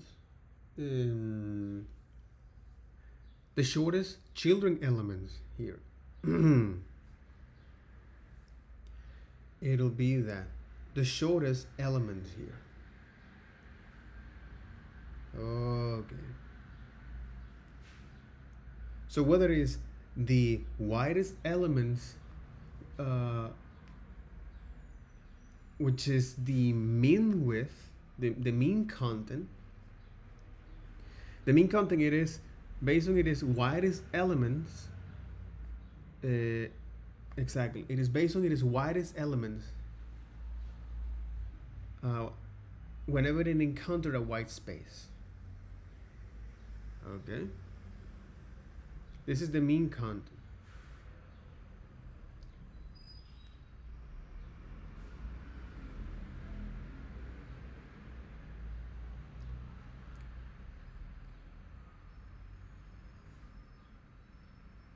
So the mean content chooses the smallest possible value. Uh, exactly. The mean content choose based on it is. So the mean content is determined based on it is smallest, based on it is smallest possible value. That is the smallest, or that is the widest element here.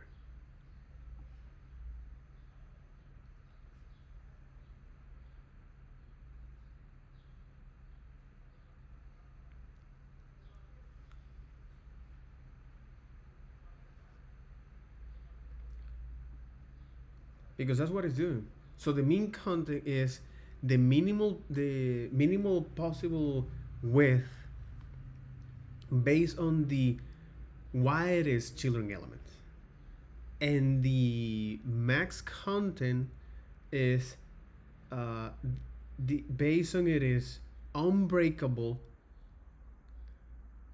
Based on it is a small elements.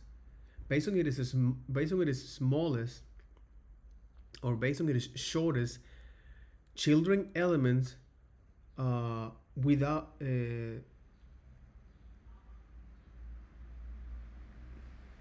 without breaking it up. Exactly. Without breaking it up.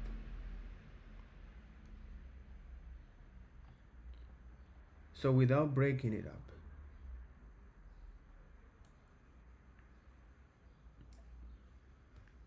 Mm-hmm. The next solution use mean content and max content to recreate feed content. Here's how it works. We haven't changed the width property, uh, and so it will remain at auto because h2 is a block element, and it will grow and shrink to fit the pattern container. But it can grow above it is max width, which is equal to the max content. Uh, so if our h2 only have few characters, this might be really small value like 100 pixels. By setting this value as max width, we cleanse the element so that it can expand to fill the padding container. What if there is enough content to fill the padding container? For example, suppose we have 1000 pixels worth of content in a 500 pixel box. Well, max width doesn't have any effect in this case. Our elements grows to fill the container thanks to the width auto by default, is taking all the available space, and this total width is 500 pixels, and will below the 1000 pixel limit sets to max width. Mean width is necessary because on the edge cases, if our content has long unbreakable word in a narrow container.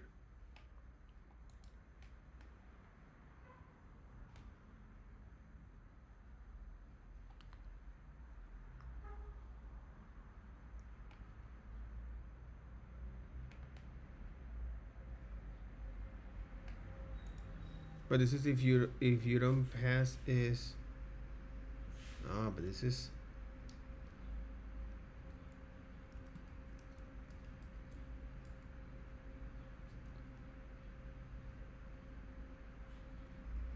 so this is max width, max content, all right. And if this content is too long,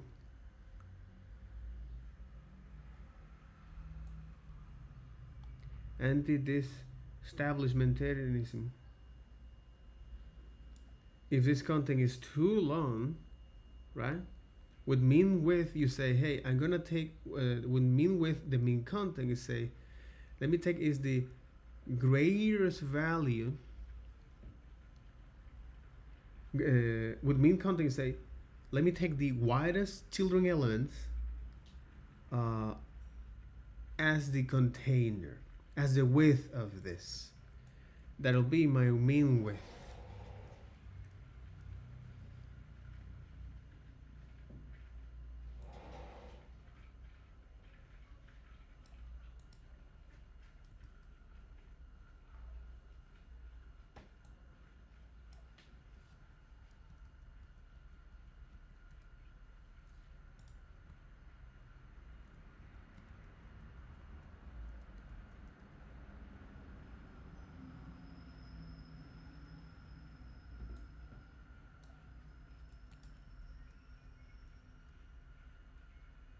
Mm-hmm. Exactly, the content growth beyond that. The content growth beyond that. Mm-hmm. This stuff is really complicating, and if you're feeling confused or overwhelmed, please know that I don't expect you to be able to make sense of this stuff at this point. In fact, to fully understand the solution, you will need to know more about line wrapping, discussing Model 6, overflow, discussing Model 2, and minimum content size, discussing Model 4.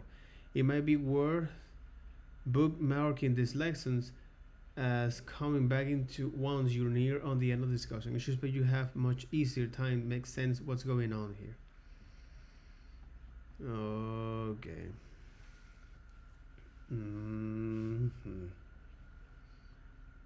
Mm-hmm.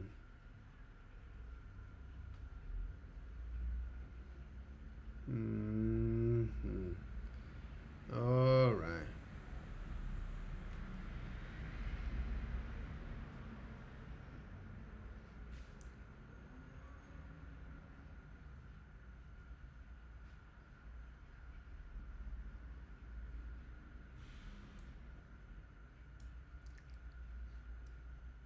Mm-hmm. It's because the width of this will be based on the mean content, aka the widest elements possible. The widest children elements in this case is the image here. Mm-hmm.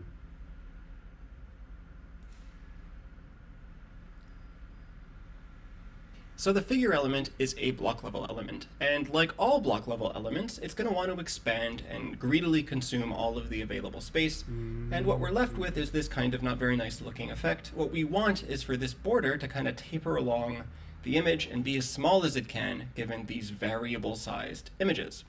And of course, we can take a look at what we can do. If I was just to give it a fixed width, if I was to say a width of 300 pixels, it's not really going to work because these images are different sizes. So what we have to do is use the min content keyword. That's the magic trick for this solution. And I want to talk a little bit about why that works, because it's kind of weird. When we've seen min content so far, we've seen it in that context of the words stacking one on top of the other. And we can see that dynamic if I change this to fig caption. So now I'm just targeting the captions, and we see that behavior again of like, it's really trying to squeeze these words so that there only is like the longest word represents the total width. So in this case, it's Barcelona. In this case, it's photographer. But when I do it on the parent, when I do it on the figure, it has two children to look at. It has the image and the fig caption. And just like how the fig caption was looking for the longest word, the figure is now looking for the widest child. So in this case, the widest word would be the word Barcelona. And that word is, I don't know, let's say 70 pixels, which is quite a bit narrower than the 200 pixels of this image. And so it can't shrink below the minimum width of the widest child, because right? So it happens to work quite well in this case. Of course, if the word Barcelona was really long. So it's because this, but if it's because this values are calculated, or if these measurements,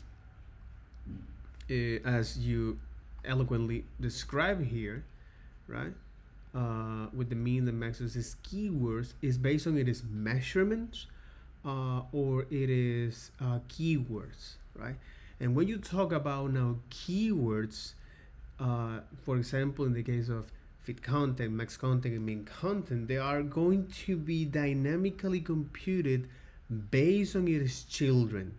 Widest elements, in the case of main content, or the smallest elements without breaking a line with max content, right? But this is our values that are going to be used to compute that. To compute this the width. All right. Based on its intrinsic values, okay, aka the children's, or the extrinsic values, whether it's in the case of the auto, the uh, the margins here. That's a little bit too long, I think. Well, I've broken my editor, but you can see the effect, right? Like it's having, now this is the longest child, and so it's too wide. Mm-hmm. But with that little caveat aside, I think honestly this is a... But it's interesting is because that mean content is going to now calculate it based on its widest elements, based on its widest children elements here. This is how this algorithm works, based on its widest children elements here.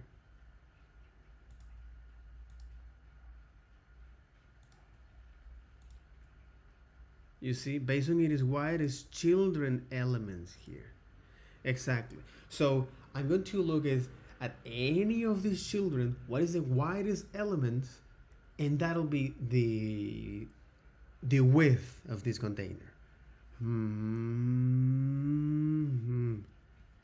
So you have to be careful when you use now main content and max content. You might want to use these values is on children or leaf nodes. A great solution, and we can consider this one solved. And then we have now the height algorithms. We have seen how width are calculated in flow layout, but how about height? In some way, it works the same way. Setting an element to have a height of 50%, it will force that item to take up half of the pattern's element's content area, no more nor less. In other words, they're quite different. The default width behavior of a block level element is still fill all the available width, whereas the default height behavior is to be as small as possible while fitting all of the elements content. It is closer. So whereas the height behavior is to be as small as possible while fitting all the elements content. It is closer to width mean content than width outer. That is taking all the available space. Also, we tend to treat height as more dynamic. So for example, if you use now height, width,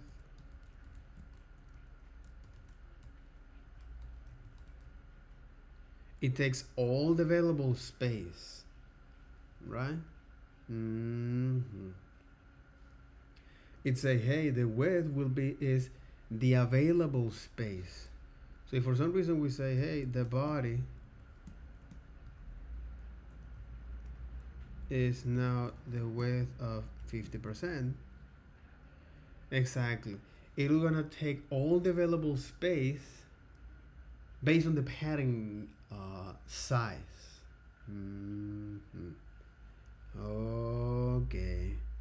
Okay, this is author. You're gonna take all the available space here.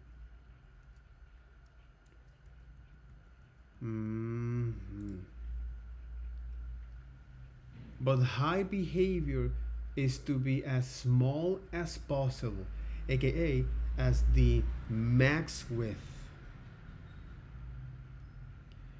aka as the max width, as the it's closer to as the mean content than with outer. Whereas the default height behavior is to be as small as possible while fitting all the elements content. It is closer to with mean content.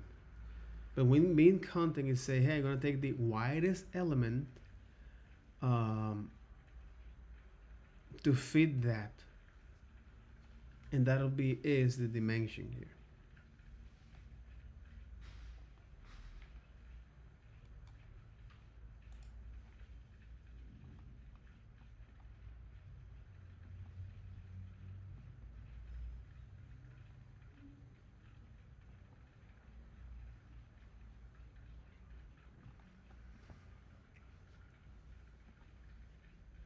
Like the mean content.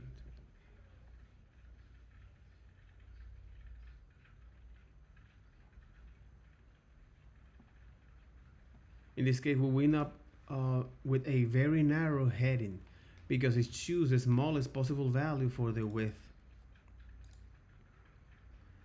Okay, it's choosing the smallest possible value for the width that still contain each word. Whenever you encounter a white space or hyphenate word, it'll break onto new lines. This value can be useful for certain kind of effects. But it say, hey, I'm gonna be the smallest possible value. So the value will be determining it is so the because it chooses the smallest possible value for the width. Okay, exactly. So mean content is choosing is the smallest. Yeah, it is. So mean content is choosing is the smallest possible value based on it is widest children's elements. Exactly. So height behavior is more like is to be as small as possible while fitting all the elements content. It is closer to mean content because it's calculating is the smallest possible value based on it is widest children elements. Also, we tend to treat height as more dynamic than width. We might feel comfortable setting our main content wrapper to have a max width of 65 pixels, but we wouldn't usually do this with height. We want our designs to work whether the content is 200 words. Okay, also we tend to treat height as more dynamic than width. We might feel comfortable setting our main content wrapper to have a max width of 50 pixels, but we don't usually do this with height. We want our designs to work together. The content is 200 words or 20,000 words, and even for page with exact the same content. We expect that our containers will grow taller on phone screen and shorter on desktop monitors. We generally want to avoid setting fixed heights, otherwise we might end up in a situation like this. So if you set a fixed height like this for the section, if the contents growth, well, you get this. You know, the children elements, if they growth, well, they're gonna take the available space as it is. So when it comes to layer wrappers like this, setting a fixed height is usually a bad idea. But what about when we want to set up minimum height, right? For example, let's say that we have an element that wraps around our entire app. If a specific page doesn't have much content, the entire app might be less than 100% of our window height. What if we want it to take up at least 100% of the available space? Okay. What if we want to take it? Yeah. What if we want it to take up at least 100% of the available space. So for example, like this. Our goal is to have a wrapper elements that will be no smaller than 100% of the available height. But mean height, 100% doesn't work. So when you do this, but mean height actually doesn't work. Have you ever tried to use a percentage based height only to discover that it seems to have no effects? And in this lesson, we're going to look at why this happens. As we saw earlier, the default behavior of an element in terms of height is to be as small as possible to contain its children. So it behaves much like the mean content in width, right? Where the value is so it wants to compute the smallest values for the height, for the width, based on its widest children elements. So our section sits inside of the body tag. All right. Exactly. Our sections sit inside of the body tag. And so when we set a percentage base height or mean height, the percentage is based on that pattern height. Body doesn't have a specific height set, which means it's use the default behavior, stay as short as possible, while still containing all the children. In other words, we have an impossible condition. We are telling the sections to be percentage of the body, and the body wants to base the size of the sections. Okay? So we're telling the section to be the percentage of the body, and the body wants to base its size of its section. They're both looking to each other for guidance. This is a really common source of confusion. Is this fixed by Flexbox or Grid? Either those tools help us control the content of a container, but that container still need to get its height from somewhere. Here's how to fix it. So you put now 100% height in the HTML element and the body, all right? And then you now inherit that height. Put the mean height 100% of that wrapper, and don't try and use percentage based heights within that wrapper. When HTML is given height 100%, it takes up the height of the viewport. Exactly. So here you are now telling is the dimension of this that serve as our base. The body tags 100% is based on the base size. And when we get our wrapper, we want to use mean height. In this way, the minimum size is equal to the viewport height, but it can overflow and take up more space if required by the content. So yeah, when we get our wrapper, we want to use the mean height. This way, the minimum size is equal to the viewport height. But it can overflow and take it more space if required by the content. And here's the code. Exactly. So here now, because the height algorithm is calculated like the mean content for the height, for the width keyword, which is take the smallest possible, it'll be the smallest possible value based on its widest children. So the height is calculated as the smallest elements. So it's calculated based on is to be as small as possible to fit the content as it is, to fill all the available which is here.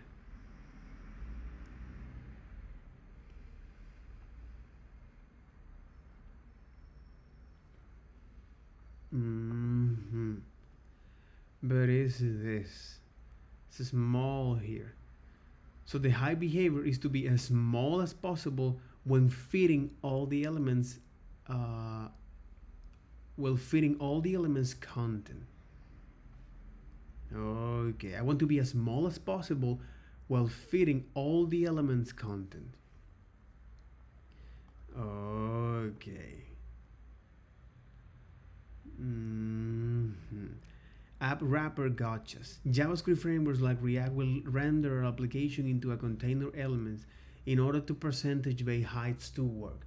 We need to add height 100% to this wrapper. If you use create React app that use the wrapper has an ID of root in Next.js is next. And here's an example of how you can solve this problem for these two frameworks. Whether it is the HTML body and the root and the next, right? This is for create React app for Next.js. The height will be 100%.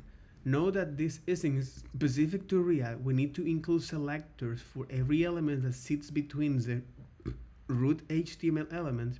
Exactly. We need to put a selector that sits between HTML element. That sits between the HTML that sits between the root HTML element and the element we want to stretch to 100 of the screen size. But yeah, I don't want to distract from the fundamentals takeaway here because it's really important. By default, width lookups the tree, and width looks up the tree, while height looks down the tree. To calculate its element, to calculate its dimension. So width looks up the tree, and height looks down the tree. Okay, because it wants to be as small as possible when fitting all the contents elements here. An element's width is calculated based on its parent size, but an element's height is calculated based on its children. When it comes to height, a parent element will shrink wrap itself around its children, like a pouch of vacuum seal food. Like a pouch of vacuum seal food. Like a pouch. Like a pouch. Okay. Like a pouch. Meaning? Oh.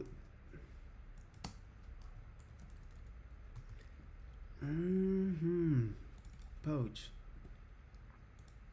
Pouch. Pouch. Like a pouch.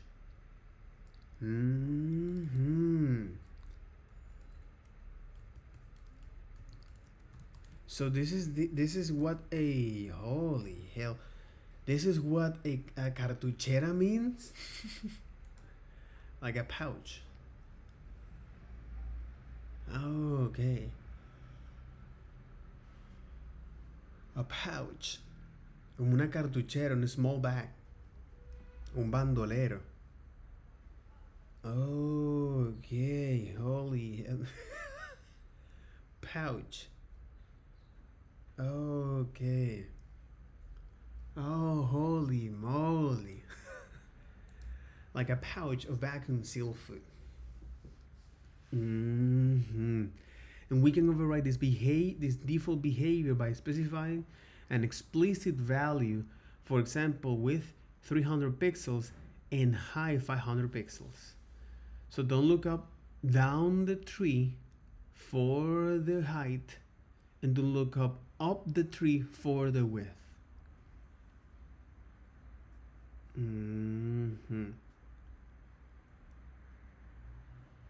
They don't have to calculate anything since we are giving a specific value. So I'm especially talking about when we don't set width and height. Exactly. So by default. But what about VH unit? You may be familiar with VH unit, a unit designed exactly for this purpose. If you set height 100% V height, your element will inherit its height from the viewport sides. Unfortunately, this unit doesn't quite work the way we often like because mobile devices. So when you scroll on a mobile device, the address bar and footer controls slide away, yielding their space to the content. This means that scrolling on mobile device changes the viewport height.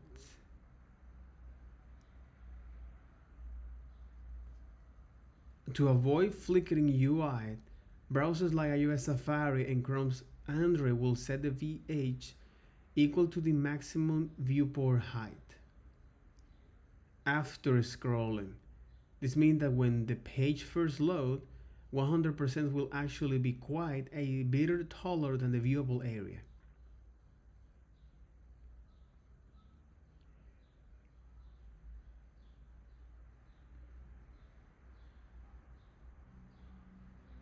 100% will be actually be quieter, be quite a bit taller than the viewable area. If you want to see this for yourself, here's some demos. Give them a shot of your phone, full height VH and full height percentage. These days there are new units we can use that don't share this problem, in particular the small viewport height. Okay. Is because in iOS Safari and Chrome Android, browsers will set the VH equal to the maximum viewport height after scrolling. This means that when the page first loads, will actually be quite a bit taller than the viewable area. If you want to see this for yourself, here are some demos. Give them a shot on your phones. And these days there are new units. Let me do this. Exactly, and this is full percentage. Both of them work as expected, right? But if you go and treat them as it is,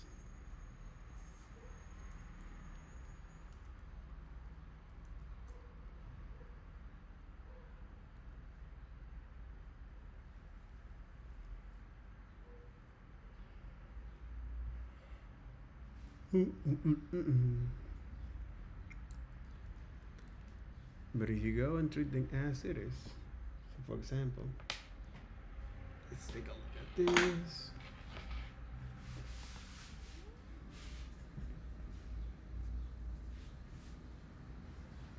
Whoa.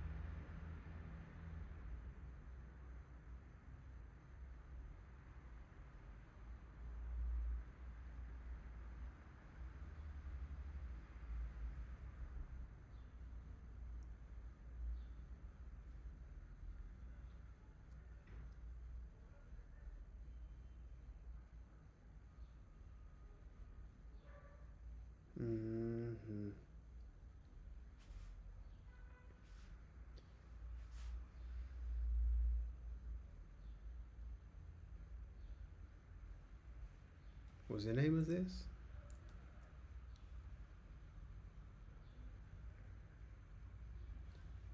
HTTPS tiki tiki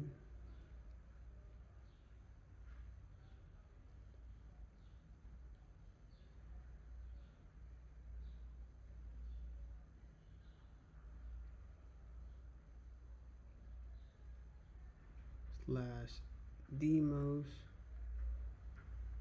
slash full height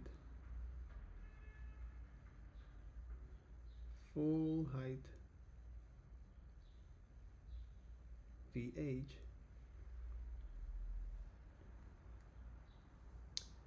Uh-huh.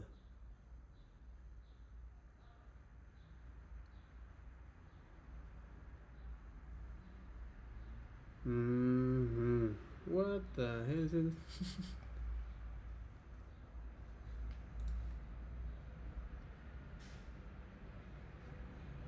Full height percentage now.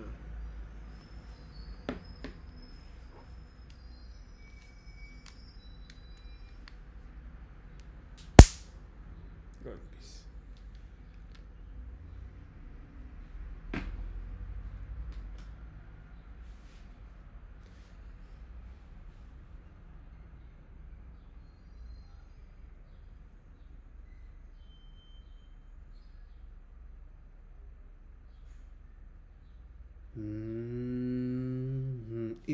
It takes in iOS, Safari, and Chrome, Android will set the v height or the v height the viewport height equal to the maximum viewport height, but to the maximum viewport height after scrolling.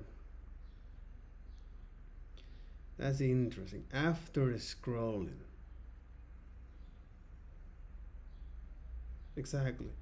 The maximum viewport height after scrolling. Oh, because it doesn't consider is that.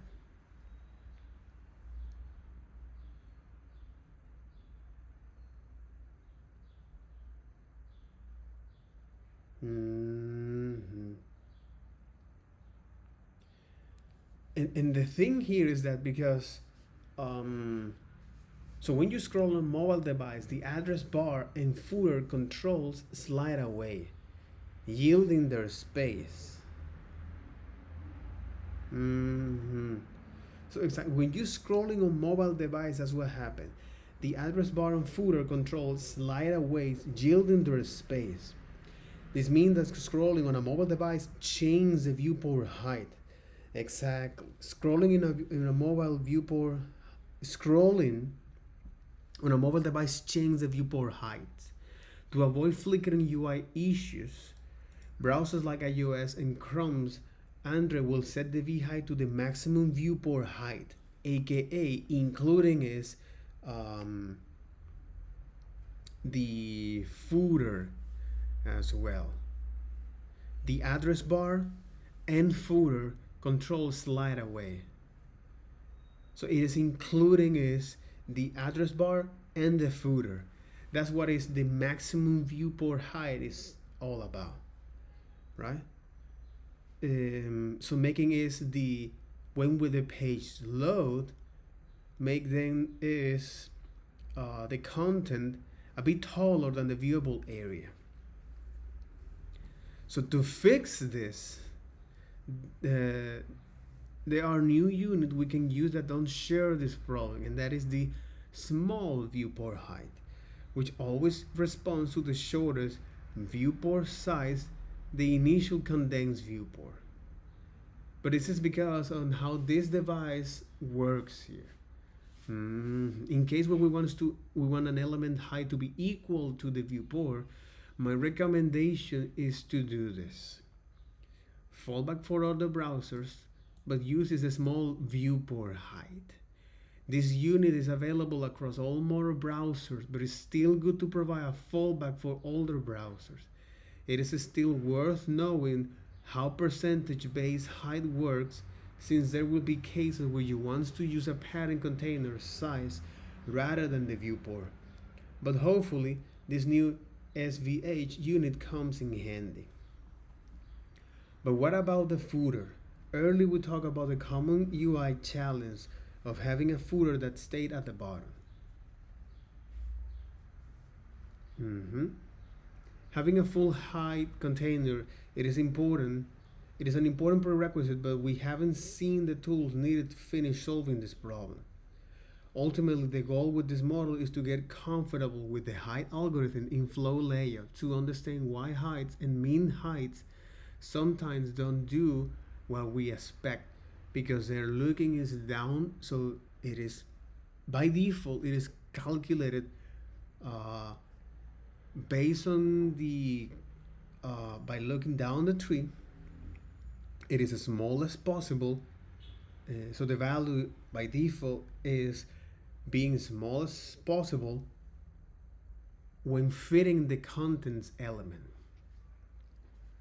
Hmm. Sometimes don't do what we expect. And specifically, in order to solve this problem, we need to use Flexbox. Flexbox is the subject of an oncoming model, and we'll see how to solve this in many other problems here. I know cliffhangers aren't funny, aren't fun. Cliffhangers. Cliffhangers. How do you say cliffhangers? Cliffhangers. Meaning, or in Spanish.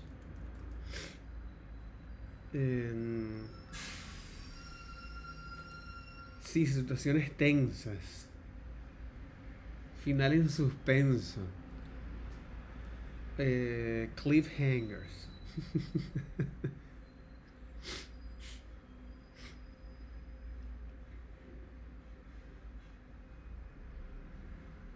Cliffhangers, bro.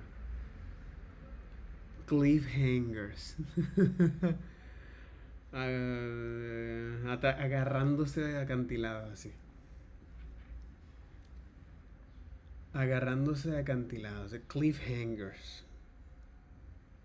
Mm-hmm. Aren't any fun.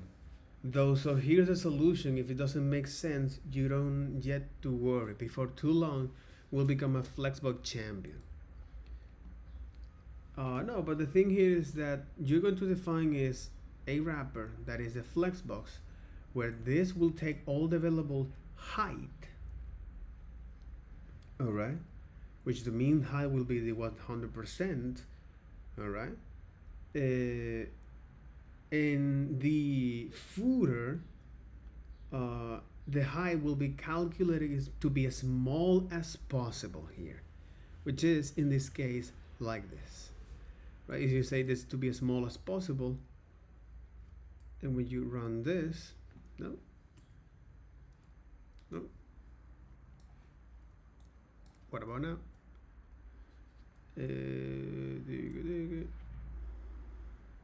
Hmm.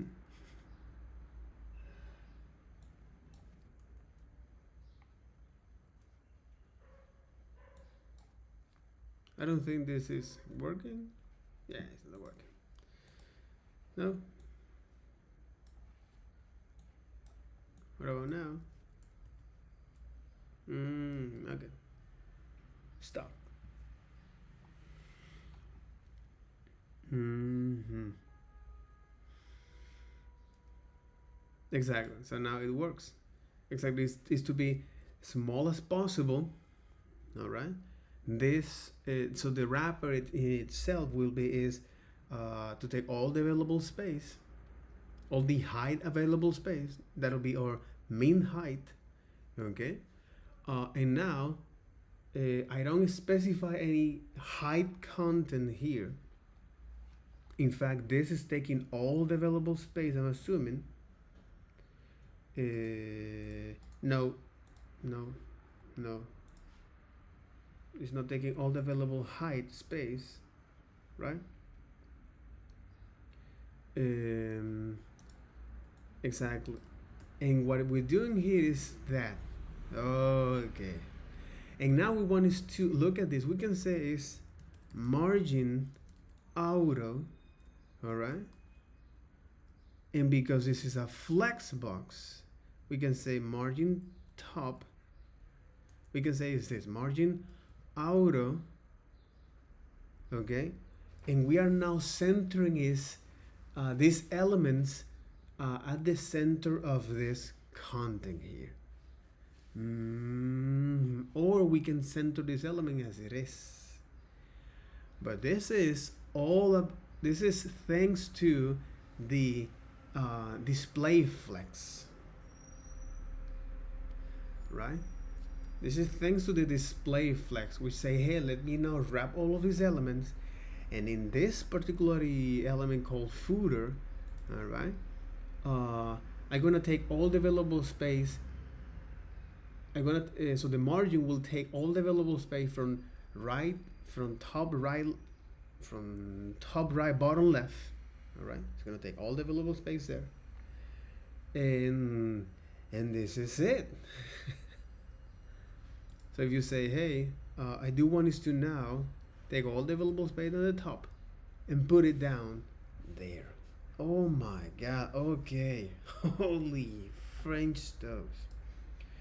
It is also possible to solve this problem with absolute positioning, something we'll see in the model too. I don't recommend this approach, though the footer can overlap other content.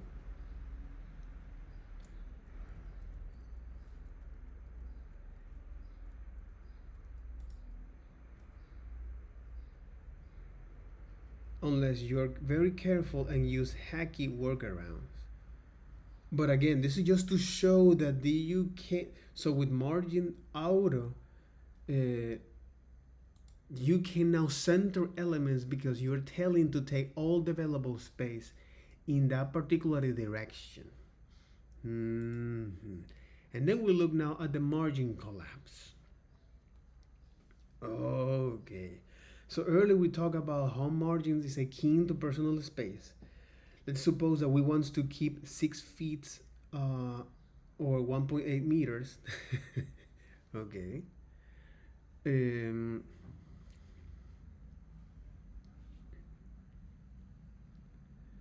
Of personal space. And when we think about it, though, that 6 feet can be shared, if each person has a 6 feet bubble, we don't actually need it to be 12 feet above.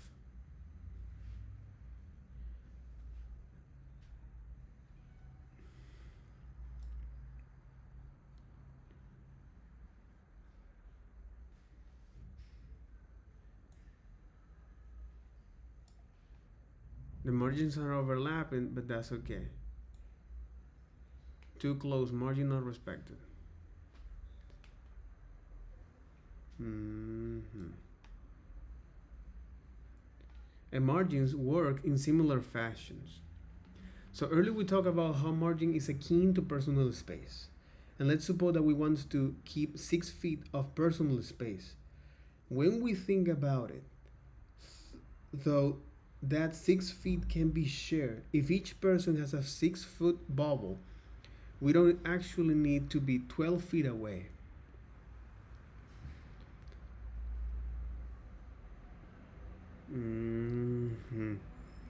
Personal space.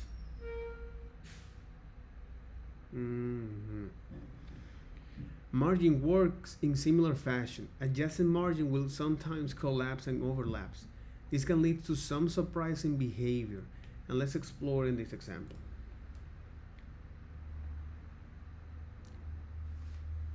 So margin has this tricky thing that we need to talk about, which is, unlike padding and border, it is possible for margins to overlap. Say you have 2 paragraphs, right, one on top of the other, and each of those paragraphs wants to have 20 pixels of margin, 20 pixels of space. If you just put them one on top of the other, you're not going to get 40 pixels between them, you're going to get 20 because the 2 paragraphs are going to share that margin space. And this is called margin collapsing. It's the idea that when you have margins that are side by side, they collapse into one space. Okay, so when you have margin side by side, okay, so when you have margins side by side, they collapse in the same space. And this sounds simple, but there's lots of little conditions and edge cases that make it actually really hard to develop an intuition for if you just wing it. Taking a little bit of time to familiarize yourself with these rules makes things so much easier and so much more intuitive. And so that's what this lesson is about. We're going to develop an intuition for how margins collapse when they do and don't. And just to give you a quick idea as to how this can be surprising and how unintuitive it can be, I want to look at an example. So here I have, it's just a heading and some text sitting in a white box. And you'll notice this heading is right at the top of the box, right? It doesn't have... They really love about talking about sitting. You know? This is a very US thing, man. No está sentado dentro de... In Spanish, it will be like that. No está sentado dentro de... Esto está sentado dentro de... Esto está sentado dentro de... Sentado. This is a heading and a paragraph. And some text sitting in a white box. Example. So here I have, it's just a heading and some text sitting in a white box.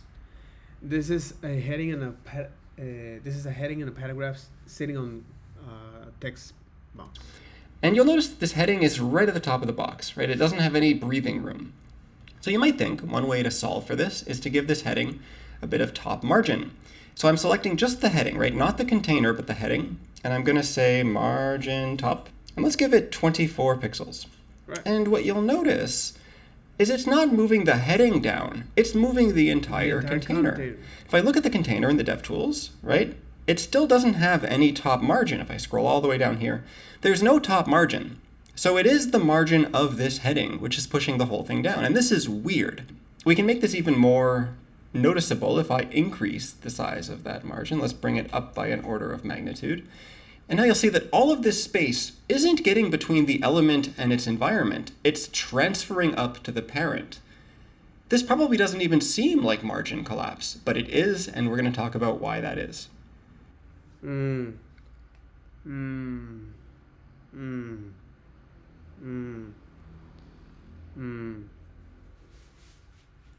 So, if I gonna take some notes out of this,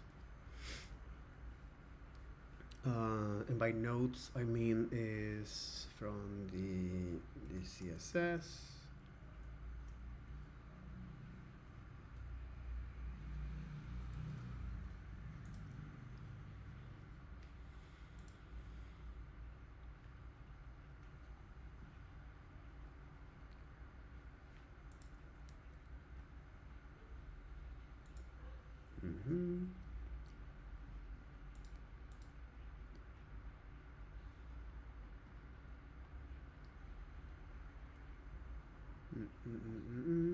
The boarding on the margin. Oh. I didn't. Okay. Yeah, I lack of it. Okay. Okay. I will later add this flow layout, right? This is flow layout. And describing is the width, algorithm, and the height algorithm, like this and this, right? And then the margin collapse, which is topic of today's video, right? So margin collapse.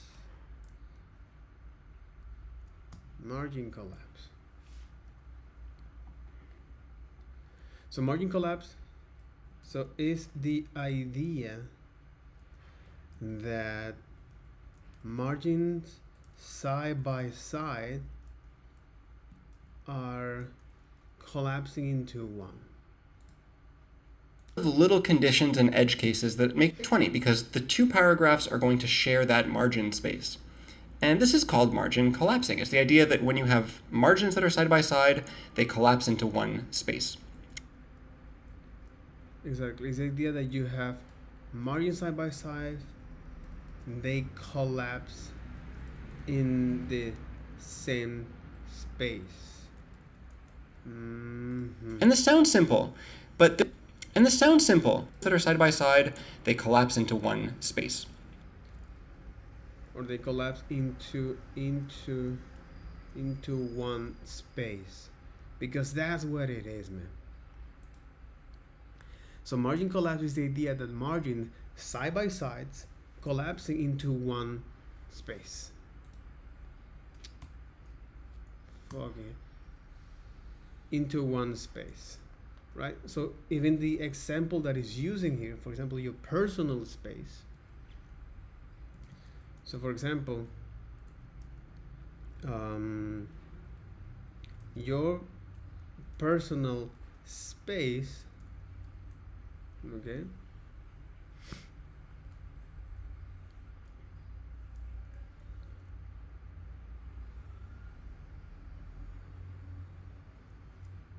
so for example,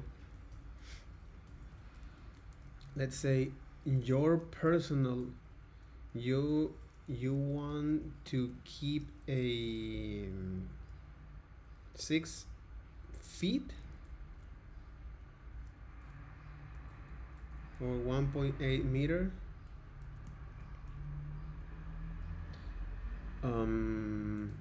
Yeah, for example, let's say you want to keep 6 feet or 1.6 meter of personal space.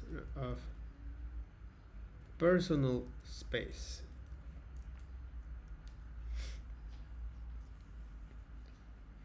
When we think about it, though, that the 6 feet can be shared, if each person has a 6-foot bubble, we don't actually need to be 12 feet away. Okay?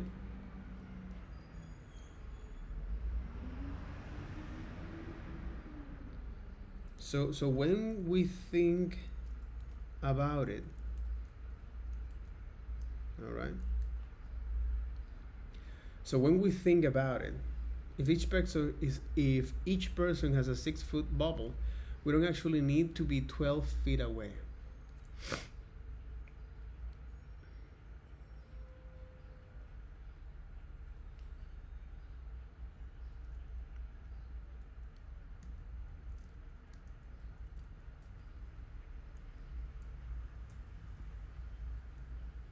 Exactly. If a person has a 6-foot bottle that can share, if we think about it, or we can think, when we think about it,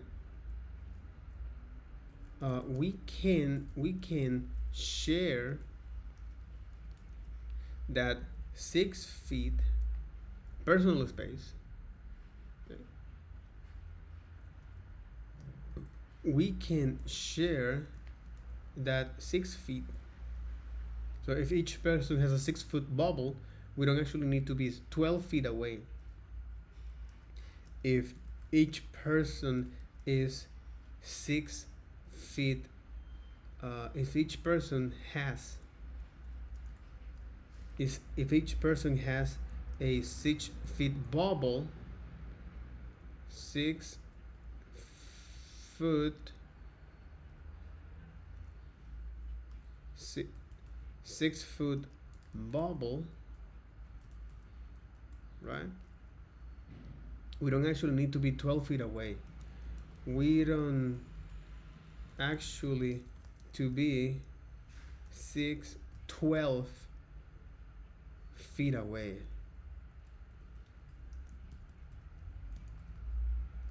Right? And the idea is simple. Some margins collapse in the same way. And the idea is simple, but there's a lot of rules. And this sounds simple, but there's lots of little conditions and it sounds simple, but there is a lot of rules and conditions. There's a lot of conditions and edge cases that make it actually really hard to develop an intuition for if you just wing it, taking a little bit of time to. But there is but there are a lot of conditions and edge cases to develop an intuition about it. To familiarize yourself with these rules makes things so much easier and so much more intuitive. And so that's what this lesson is about. We're going to develop an intuition for how margins collapse when they do and don't. And just to give you a quick idea as to how this can be surprising and how unintuitive it can be, I want to look at an example. So here I have, it's just a heading and some text sitting in a white box. And you'll notice that this heading is right at the top of the box, right? It doesn't have any breathing room. So you might think one way. So that'll be all for this video. Take care. Bye-bye.